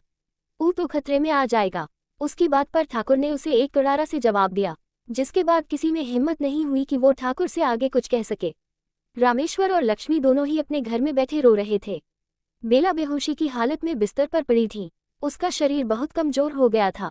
रामेश्वर रोते हुए लक्ष्मी से बोले, हमने कभी नहीं सोचा था हमारी बेला की शादी ऐसे होगी। लक्ष्मी भी उसका साथ देते हुए बोली, ठाकुर साहब कैसे बेला संग शादी की बात कर सकते हैं? ओ को अपनी उम्र का थोड़ा सा भी ख्याल न रहा। बेला के बाबा, हम अपनी बिटिया की शादी ठाकुर से नहीं करेंगे। रामेश्वर बोले, बेला की अम्मा हम का करें? देखे नहीं गांव वाले कैसे बेला की जान लेने पर उतारू हैं। अगर ठाकुर साहब नहीं होते तो सब लोगन मिलकर हमरी बेला की जान ले लेते। लक्ष्मी फिर बोली, पर बेला के बाबा, हम समर्थ के दादा से का कहेंगे? समर्थ का और बेला का रिश्ता तो बचपन में ही जुड़ गया था। इस बात पर रामेश्वर बोले, अभी तो वो भी गांव में नहीं है, जब वो आएंगे तो हमको वो को भी समझाना होगा। दोनों अभी बात कर ही रहे थे कि तभी ठाकुर के आदमी आ गए। लाखन कपड़े और गहने के थाल को दोनों के सामने रखते हुए बोला, ये सब हमारी छोटी ठकुराइन के लिए है, समय से अपनी बिटिया को तैयार कर देना, कल ठाकुर साहब बारात लेकर आएंगे। लाखन ये बोलकर चला गया और ठाकुर के कुछ आदमी घर को सजाने में लग गए। पूरी रात लक्ष्मी और रामेश्वर ने रो के बिता दी। लक्ष्मी को बेला की किस्मत पर रोना आ रहा था। अगली सुबह सभी शादी की तैयारियों में लग गए। एक कमरे में बेला को तैयार किया जा रहा था, उसकी आंखों से आंसू बह रहे थे। वहीं बाहर ना चाहते हुए भी लक्ष्मी और रामेश्वर शादी की तैयारी कर रहे थे। इसी बीच उनके दरवाजे पर एक गाड़ी आकर रुकी और उसमें से लाखी उतरी। उसके हाथ में कुछ सामान था। उसने सामान को लक्ष्मी के हाथों में देते हुए कहा, काकी पुश्तैनी गहने हैं, ठाकुर साहब चाहते हैं फेरों के वक्त बेला यही गहना पहने। उद्धरण चिन्ह। वही लाखी इधर उधर देखने लगी। ठाकुर के आदमी आसपास ही काम कर रहे थे। फिर वो बेला से मिलने के बहाने उसके कमरे में जाने लगी कि तभी मौका पाकर वो रामेश्वर को लेकर दूसरे कमरे में चली गई और उसे ठाकुर का सच बताया। रामेश्वर उसकी बात सुनकर हैरान थे और तभी लाखी ने कहा, काका बेला को बचा लो, ओ कोई शादी ना करने दो। रामेश्वर को सच बताकर लाखी बिना बेला से मिले चली गई। वहीं रामेश्वर ने ठाकुर का सच जानकर बेला को भगाने का फैसला किया और फिर उसने बेला को भगा दिया। जब ठाकुर को ये बात पता चली तो उसने रामेश्वर और लक्ष्मी को चौराहे पर खड़ा कर दिया और सजा सुनाने लगा। पर तभी रामेश्वर और लक्ष्मी बोले, ठाकुर साहब हमराओ से कोनो रिश्ता नाही, आज से वो हमरी बेटी नाही, आज से वो हमरे लिए मर चुकी हैं। हम आपसे माफ़ी मांगते हैं, वो कुलक्षणी की वजह से आपका इतना अपमान हुआ। दोनों की बातों ने इस बात का प्रमाण दे दिया था कि बेला अपनी मर्जी से भागी है, उसे किसी ने नहीं भगाया। ठाकुर को दोनों की बात पर भरोसा तो हो गया था, पर उसे लाखी पर शक हो रहा था। उसने हवेली आकर लाखी से पूछताछ की तो लाखी ने कहा, हम तो उसे मिले भी नहीं। ठाकुर ने अपने आदमियों से पूछा तो उन्होंने भी लाखी की बात को सही बताया, और तभी ठाकुर ने लाखन को आदेश दिया, ए लाखन, वो बेला जहाँ भी भागकर गई है उनको ढूंढ कर ला। हम अपनी बेइज्जती का बदला उसे लेकर रहेंगे। Present time. सारा सच जानकर अब्रम की मुट्ठी कसकर बंद हो गई, उसका चेहरा एकदम शक्त हो गया। वही जगुआ भी होश में आ गया था और उसने भी सारा सच सुना था। अब्रम ने एकटक शून्य में घूरते हुए कहा, तुम कौन हो? वो औरत जो अब्रम को सच बताकर जाने के लिए मुड़ गई थी। उसने पलटकर अब्रम की बात का जवाब देते हुए कहा, लाखी।